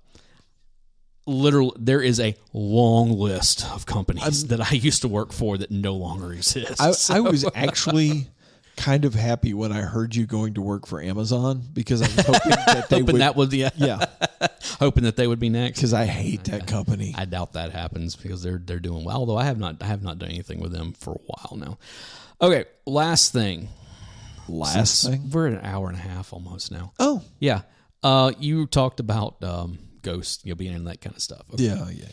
My dad. 2 things. My dad Dad, when he watches television, okay, he watches just a handful of things or channels, okay. Okay. One of the shows that, or one of the 2 of the channels that are constantly on is either HGTV or DIY. Okay. I can see that about your dad. So I did not know this until recently, but one of what's his name, Jonathan Knight from New Kids on the Block has a show on HGTV. What? He does real estate. He does like fixer up stuff, and he's got a show. He's a house flipper. Yeah. Actually, I've watched a couple episodes of it. It's actually pretty interesting because the thing is you'll see Jordan on there from time to time, his brother that was in the New Kids on the Block, and like different stuff, But it's one of those things that like he's been doing that since the early 90s, whenever like New Kids kind of went away. That's what he got into after it was okay, and that's what he's been doing for 25 years now. But yeah, different stuff. Like, of course, I get see all the the gains and all the different couples that blah blah blah blah blah. Yeah. Dad also has 2 shows that he loves that he just cannot get enough of. Don't say Ghost Adventures. No. Okay. But they are on the History Channel. One is The Curse of Oak Island. Oh no. And the other one is The Secrets of Skinwalker Ranch. And what's funny about it, those are basically the same show, except one's looking for gold and the other one's looking for an ancient Indian shaman that went insane. Here's the thing on both of those, okay? I was sitting there, a few weeks ago. I was sitting over there on his side of that, on his side of the house, and he was watching everything, and I think he was watching Oak Island, and I was like, and they were kind of going through some of the stuff, and I started talking about the Curse of Oak Island, the mystery of it and all that kind of stuff, and blah, blah, blah. He's like, I didn't realize you watched the show. I'm like, Dad, I've known about this for probably 40 years. Dad had never heard of Oak Island. Really? Until he started watching this show a couple of years ago. And he's like, how'd you know about it? I was like, In Search of. Mm-hmm. I remember buying like all those books from the Scholastic stuff that were like Mysteries of the Unexplained or blah, blah, blah. And Oak Island was always one of them. Unsolved Mysteries. Like I had so many of those books, or would go to the library and check out all that stuff. Oak Island was always one of the things in there. Yeah. And then he was like, yeah, blah, blah, blah. And then there was a commercial for Skinwalker Ranch, and I was like, oh my God. And he's like, what? And I started talking about that. He's like, you watch that show? I'm like, no, I've known about Skinwalker Ranch for probably 15 years. He's like, how do you know that? And I'm like, Because I've always had this interest, even though I don't really believe in the supernatural so much, I've always had this interest in all that stuff because I find it fascinating. Yeah. And so between books and websites and podcasts that deal with all this stuff that I listen to on the regular, that has been a story that's been in my life for at least 15 years. Yeah. And I for whatever, because I think originally that all got started in the 90s or something, when it started coming to light, but it's been in the last 15 years or so. And he was just like looking at me like, oh, and I was like, look, I have hobbies, okay? I've had them forever, this is not something new, But I was just like, it's funny that he's discovering this stuff like decades after. Well, it's because now there's television shows. Exactly. And again, that's the difference between I found all this stuff diving into the library or diving into podcasts or into websites or this or movie or documentaries on television, this and stuff and blah blah blah. He found it because a mainstream television station started doing a series about it, and he got interested in it that way. And I'm just like, well, it's the same thing. When I was a kid, I was interested in ghosts and monsters. Right. You go over to the counter and be like, where are the stories about ghosts and monsters and all that? And they take you to the fiction section. You're like, no, I want the nonfiction stuff. Right. And they're like, what are you talking about? And I know. It freaked one librarian out when this 7th grader looked at her and goes, I want the paranormal research section. Right. And she went, oh my God. I know. And that's, it is what it is. So yeah, I would have been 7 in 80. So it would have been 1980. 7th grader walks up to you and goes, "I want the paranormal Not research." A 7th grader, a 7-year-old. 7-year-old. I'm sorry. And of course, we're right at the beginning of the satanic panic. Oh, I know. Like, and there's that too. I know. He's a demon worshiper. I know. Yeah. But that was old. Time Life Books had them, Mysteries of the Unexplained, and all that kind of stuff. And our library at school, even though I went to a private Christian school, had all those books in the library. They were given to them or whatever. And I remember, like, as a middle schooler, checking out all those things, like, oh, dude, this is cool, and some of them I liked and some of them I didn't like as much, but it was because, it wasn't always just like ghosts and, that kind of stuff. Some of it was just like myths from the Middle Ages, about dragons or fairy folk or whatever it is, type stuff. It's like, no, this is really cool, just like kind of get into all this and blah, blah, blah. And again, it was always just a hobby for me. It was never like, oh, I can turn this into something. I was like, who cares? This is just fun for me. I like this. This is fun, It's kind of the same thing that, like, I still have a copy that I picked up. I picked it up a few years ago. It's not, again, my school library was always, I always found it really weird because I would find stuff in there that I wasn't not expecting. Especially for being a small Christian school. I would every once in a while just really find, like, they had several books about magic. And I'm talking about like sleight of hand, stage magic, that kind of stuff. One of them, David Copperfield type crap. One of them was the Amateur Magician's Handbook, which is kind of, I won't say it's the Bible for magician, for stage magicians, but it's like one of those things that a lot of really famous people, magicians, that's where they're like, no, I had a copy of this. This was a thing because this told you all how to do it. And not only told you how to do it, it also gave you suggestions for your, for your act, and all that kind of stuff. And I remember, like, again, somewhere I was in middle school, somewhere. Literally like falling asleep reading that book. And I wound up getting a used copy of it several years ago. Of course, I had not looked at it in 20, 25 years at that point, But it's one of those things where I go back and buy it because it's like, I have a lot of nostalgia, but I'm not into that stuff now. Magicians annoy the crap out of me. But it's... So you're not going to House of Cards anytime soon? No. Look. I've heard it's pretty cool, though. Here's the thing. I am the worst person in the world to take one of those things. Because you're going to expose all the secrets. No, not necessarily. Not necessarily for that. Kind of the same reason that I've said many times that I am a young, enthusiastic Christian's worst nightmare. Because I know their book better than they do. I'm not going to touch that. Not going to touch it. And it's kind of the same thing. And I may not know all of the tricks better than, nowhere near as good as the people who would perform at that. But I know enough about it to be like, oh, yeah, I see what you did there. Okay. And not be like, oh, my God, how do you do that? You just kind of be like, and those are the type of people that, kind of like playing music here in Nashville. Everybody in the crowd sitting there going, yeah, whatever. It's like, whatever. I'm up here. You're not. Shut up. Yeah, I have to admit, when we moved to Nashville, when I was in high school, I thought, oh, this is cool. I'll finally be around my people. No, I was not around my people. Not around your people. I was around a bunch of judgmental jerks. Yes, exactly. And that is the best way to put the music community in Nashville. Yeah, because it's like, pricks, you can do that. It's that whole. I can do that better. It's that whole. It's like, how many drummers does it take to screw in a light bulb? One to screw in the light bulb, and 5 others to tell you how Neil Peart could do it better. It's one of those situations. It's like. Yeah. So yeah, but that's again, it's funny because I don't know, 12, 13, 14, 15 years ago, I did not watch pro wrestling any longer. Like, I had not watched it in years. Yeah, you quit.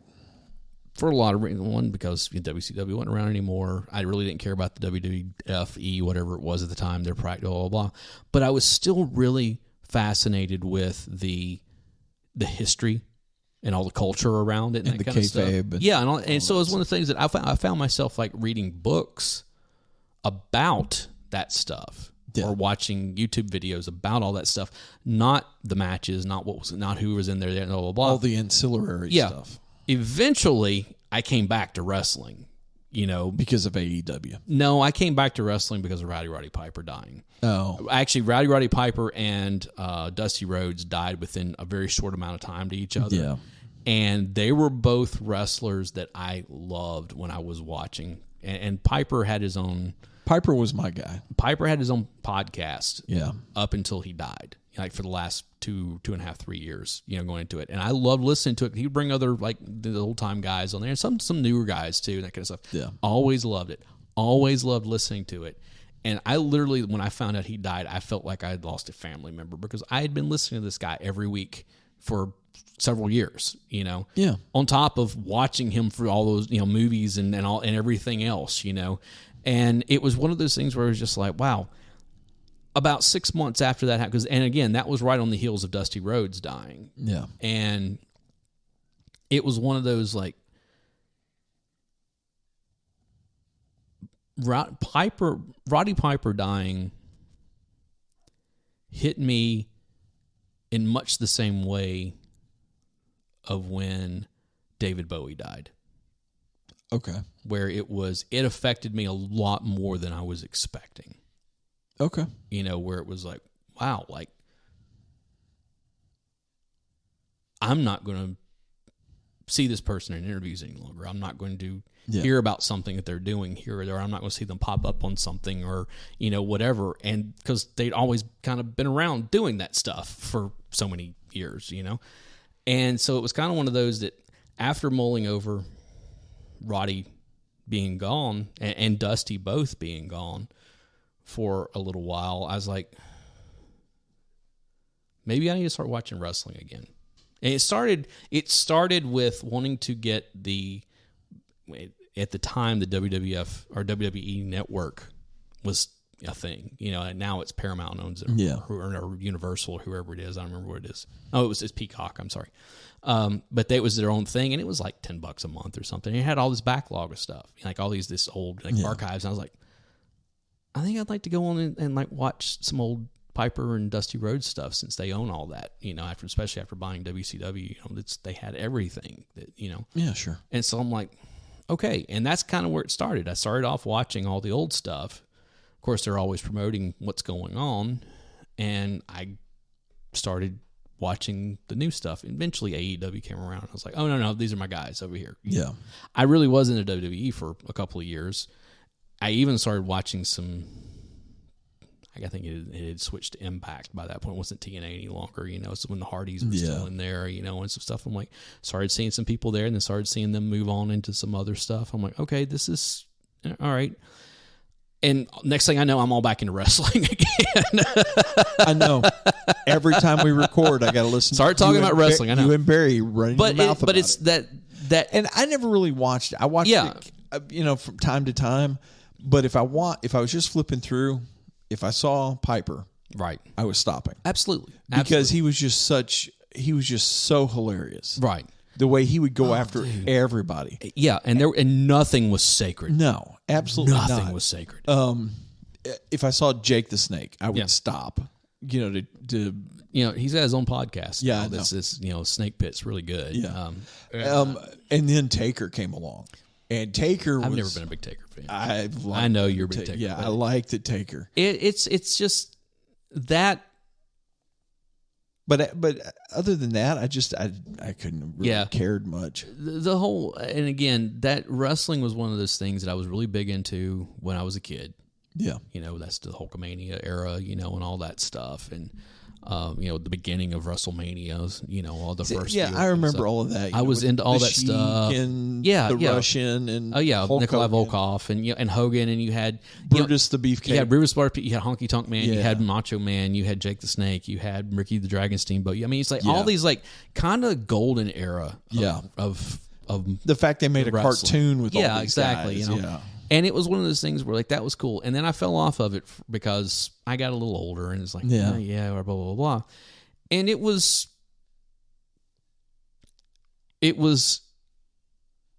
because I had a friend who still watched wrestling pretty religiously, started telling me about the NWO. Yeah.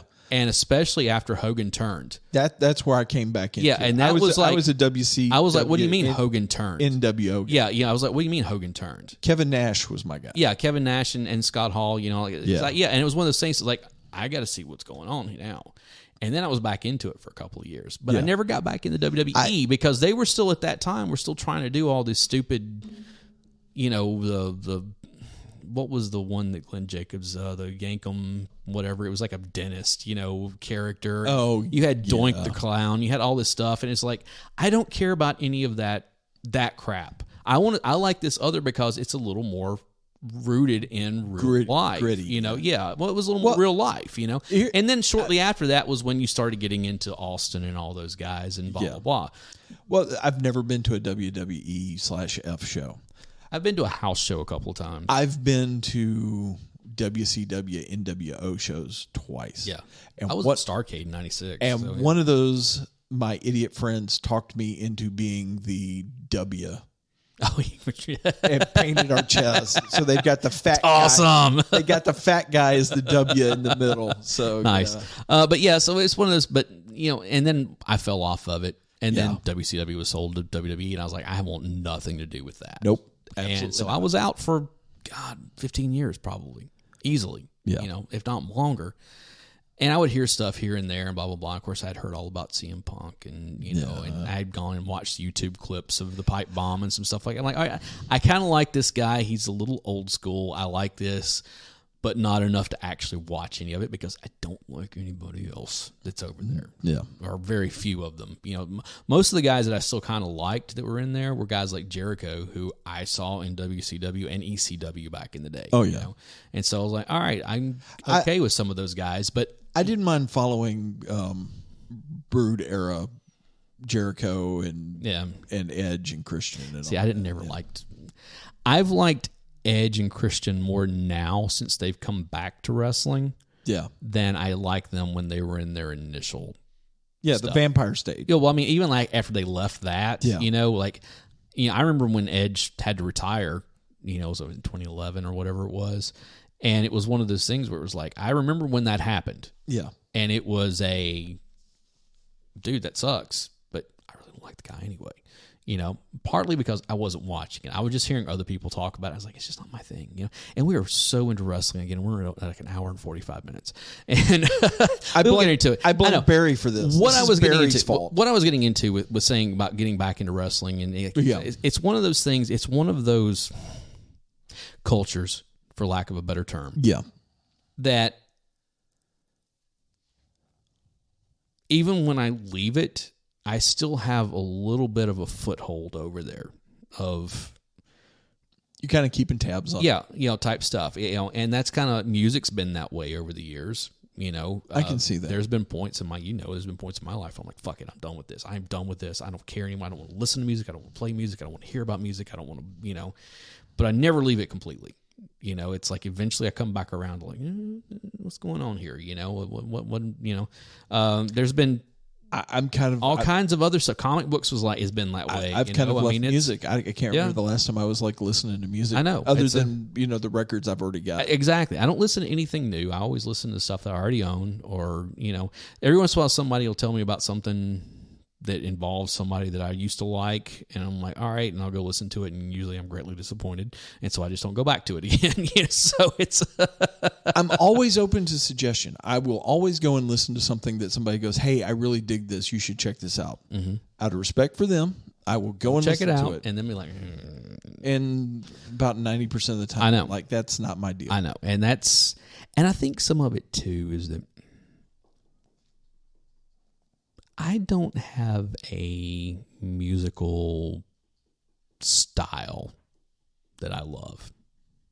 I like a little bit from here and a little bit from here. I like a little bit from here. I like a little bit of everything. Now, back in the day, it used to be like metal, and then it was punk for a while. I still lean towards rock, metal, and punk. Yeah. I still do. I say that, but then I go listen to it. I'm like, am I really into this? I'm definitely into it. Now it depends. Like I said, I was listening to AC/DC and Hendrix and Judas Priest and some stuff like that earlier. I spent 2 hours listening to nothing but Misfits the other day. You can't go wrong with that. Of course, I love the Ramones. I love the Replacements. There's all that stuff, But I really am. Again, I've said it many, many times.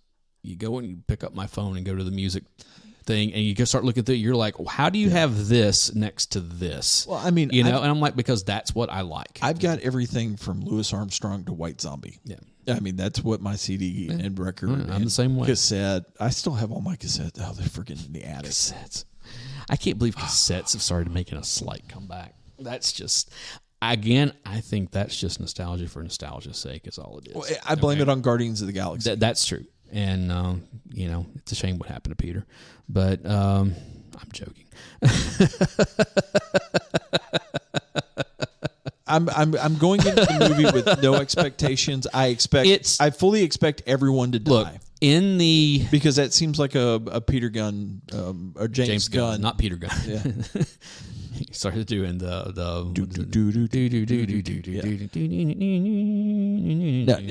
but James Gunn seems like a George R.R. Martin where he just murders everybody. I will post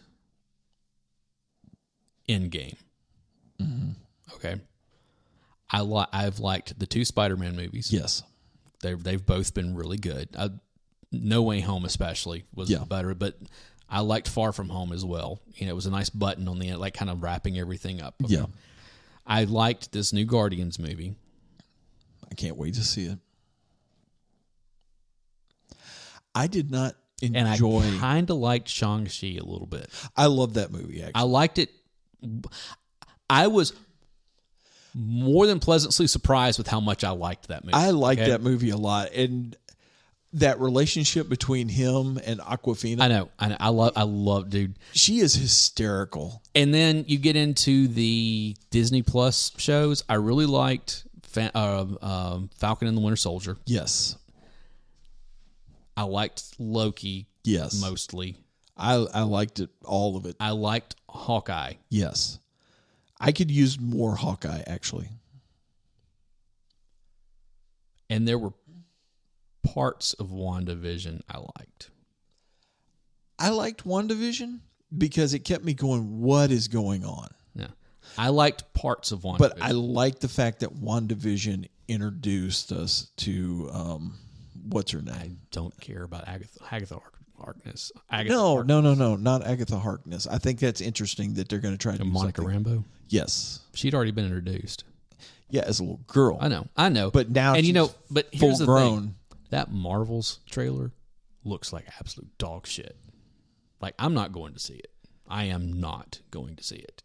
Well, what I'll do is I will wait until it comes out on Disney Plus. I won't even watch it then. And then watch it. I mean, it's, Disney. What was the other one that came out? The other movie that was The Eternals. It was terrible.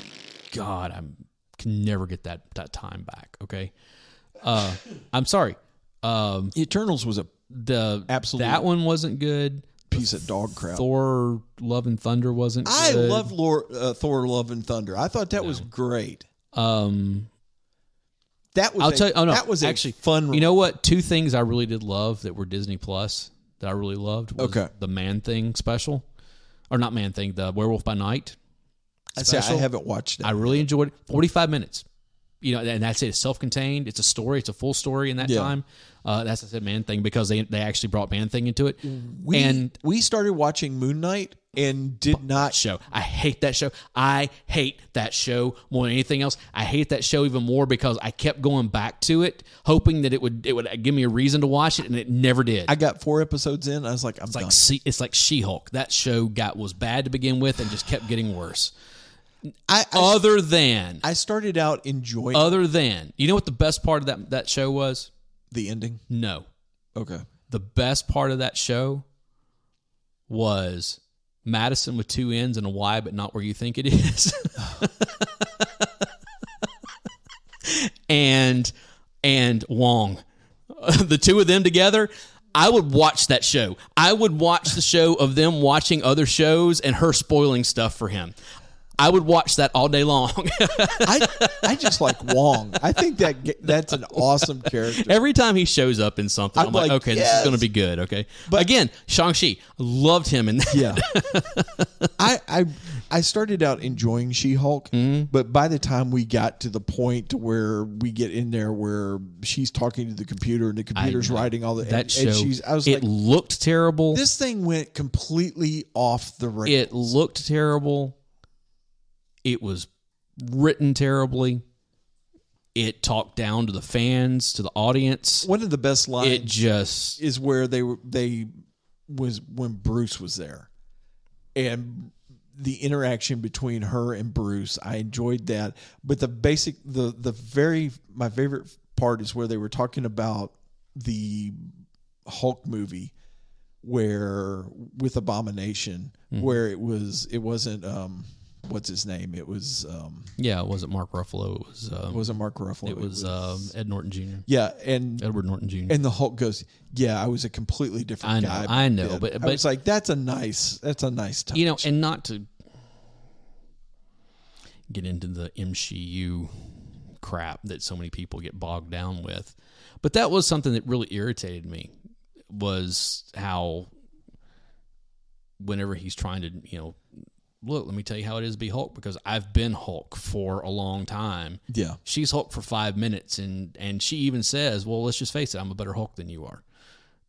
And it's like, fuck you for doing that. No, I don't care. I don't care that it's a female. If they do bring anybody in who says I'm a better Hulk than you after I've been Hulk for 5 minutes, no, you're not. Okay? I mean, it just... Yeah. I love She-Hulk as a character. I love that character. In the comic books, it was hysterical. God, I loved. I'm talking like my first real introduction to her was when she was on the Fantastic Four, like with Secret Wars stuff. Like because the Thing stayed back on Battle World, and then she took over his spot in the Fantastic Four. So I was like, no, I love this character. Yeah, and over the years, as they gave her, more stuff that, here and there, and she became an Avenger and this and that. I'm like, no, I love this. I love this character. And then they go and do that with her. Yeah. And we're talking about the first character to do the fourth wall break stuff. Yeah, and there was that. Everybody thinks Deadpool did that. It was she. Don't get me wrong. I love Deadpool. I've been with Deadpool for a very long time. Right. She's the one that they stole the fourth wall break and that was from. I get that. But I know that is there for me. There is no defending that show. No, not really. And like I said, the thing that I loved about that show was a character that belongs to another movie, another series. And a throwaway character. And a throwaway character who's completely stole the show.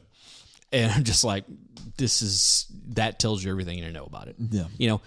Moon Knight, garbage. Absolute garbage. I kept stopping. Like, I'm not watching it anymore. And then I'm not. I don't care that it's only 6 episodes or whatever. And then I would come back 2 weeks later. I'm like, all right, fine. And then it would piss me off all over again. I'm like, no, I'm not watching it. And then I would come back and go, no, they're going to tie this into something, and I want to see how they do it. And they never did. The fact that the comic did as poorly as it did, and it never really figured out who Moon Knight was or what it should have done. I don't even. They should have. I've never liked that character to begin with. The TV show was going to do nothing. Now, I did love the Guardians Holiday Special. Oh yeah, absolutely. And it's good that you saw that because it really does. It ties in. You get into yeah. Dude, there's this one. Mantis this one and sight gag. Drax are hysterical. Dude. There is this one sight gag that I can't wait for you to see it because it's hilarious. It is such a tie-in back to that. Okay, that was one good. of my favorite parts of the holiday special was the old 97 doing their Christmas. That is now part of my Christmas repertoire. I love the fact of them sitting there and we have these Earth instruments and we've been working a while and they're playing it. He's like, you just learned how to play these? Like, what? No, that's not how that story. No, that's not what that said. That is completely wrong. No. So, yeah, anyway, I know we're at 2 hours now, and we've really gone all over the place. Didn't mean to. We just kind of... I need them to release that on Blu-ray so I can own it. I'm hoping... It's either that or I'm going to burn it off of I'm hoping that Disney winds Plus. up on the Blu-ray for Guardians 3. I think that's probably where it will wind up. It's either that or I'm going to bootleg it off of Disney Plus. I got a copy of it if you want it. I am to the point where I am going to have to buy a used Dell server off of eBay or something because my Plex server on my home computer is I have been saying for the longest time that I want to put together a Plex server. But then after losing 2 hard drives in a short amount of time, that's the thing about just pushed me off. That's the thing about running a server. If you run that something, and I'm really kind of RAID, really hoping and do your backups that I can find some way of getting both of those because you're going to have to send it to one of those places. It's going to be expensive. I know, but especially the first one that died on me, which was like my newest one. You better hope that the disc didn't crack. That had everything on it. Like everything on it. I'm not worried about like all the media that I lost in there. I'm worried about like pictures. Yeah. And all kinds of other stuff that was on there that like, the personal stuff that I'm like, I don't have this anywhere else. I've found all the back episodes of this. Yeah, on it. They were on there. Yeah. Including the episode that our original episode that I found later. And I went back because I still have some other like older hard drives from a couple of computers ago, when we first started. None of that's on there. And now I could cobble together some pictures, like some old stuff that's on there, my own personal stuff here and there and that kind of stuff. But there is some stuff that's on that hard drive that's not on anything else. There's actually a service that I've been looking at that I've been thinking about getting. Let me see if I can find the name of it again. It's like an online cloud backup. And I will say this. Both of the hard drives that have crashed on me recently, same company, same maker. What maker? Seagate. I've never had a lot of luck with Seagate. Well, I've had better luck with Western Digital. Mm-hmm.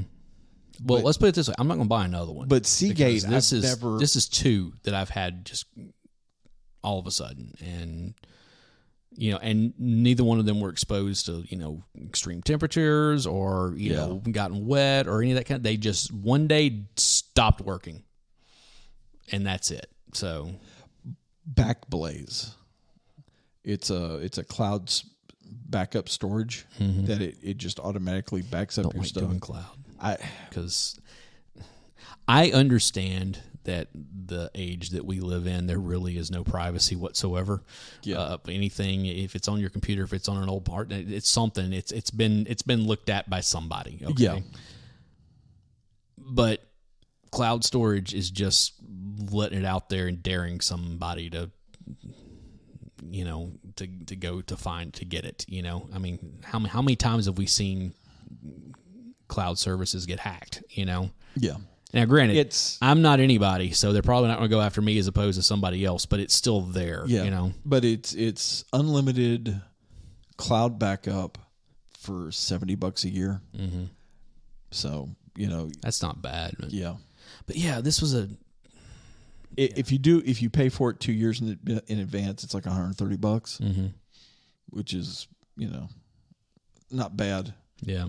So that way, if you've got a computer or something, it just craps the bed. You can just download. Well, I've already had all that, so I need to figure out what's going on. Yeah. Anyway, you're gonna have to send it to one of those forensics. I'm afraid so, and I know it's going to be really expensive, and I'm really weighing whether or not it's worth it. It's. No, I get it. Luckily, not everything was on there. There's still some stuff that is on my computer that is not that big a deal, and I have enough pictures. I'm not real sentimental as it is, and the pictures I really love, I have hard copies. I have them either on my phone or in, somewhere here or there, blah, blah, blah. I was digging around and found a handful of 35 millimeter film. Oh, really? That I need to go and have it processed. Yeah. I got to find a place to have it processed. I think you can still get that done at Walgreens, if I'm not mistaken. I think they send it off to do it, but I think you can get it done there. If I'm going to do that, I'm going to find an actual camera shop to do it, because I don't want Walgreens to screw it up. We're really in the weeds now. We're over 2 hours, and I know we're kind of just. I mean, nothing. I'm not trying to. I've been as guilty as anybody of just taking off. See, if you hadn't talked wrestling, we could have been more or we're getting into Marvel stuff. We could. I'll probably go back and edit this and cut out a bunch of stuff. Just as you won't. No, you won't. You never do. That's not true. You'd be surprised what doesn't make it into the final copy. Because every one of these episodes, I go back and I don't just go and throw the intro and the outro on them and then I post them. I go back and listen to them because I do a lot of editing of taking out coughs and ums and noises and crap like that. Keep talking about it. I know I do it. I'm trying to get better. Look, some of it's me. I am really bad about or taking long breaks whenever I'm trying to find the words that I'm looking for, and so I have to go in there and edit that kind of stuff down. And I try to be. We've been doing this for almost 4 years now. Of course, I did it for 5 years prior to that. We've been doing this. It'll be 4 years in August. And so I didn't realize it'd been that long since I'd blown my knee out. I've been a lot more conscious of those little vocal tics and stuff. Yeah, I've been trying. But I still... Let me tell you. They still happen. The break and doing it every 2 weeks has my muscle memory is not as good as it used to be. Yeah. I will watch YouTube videos or listen to podcasts, and that stuff drives me insane. Oh, I know.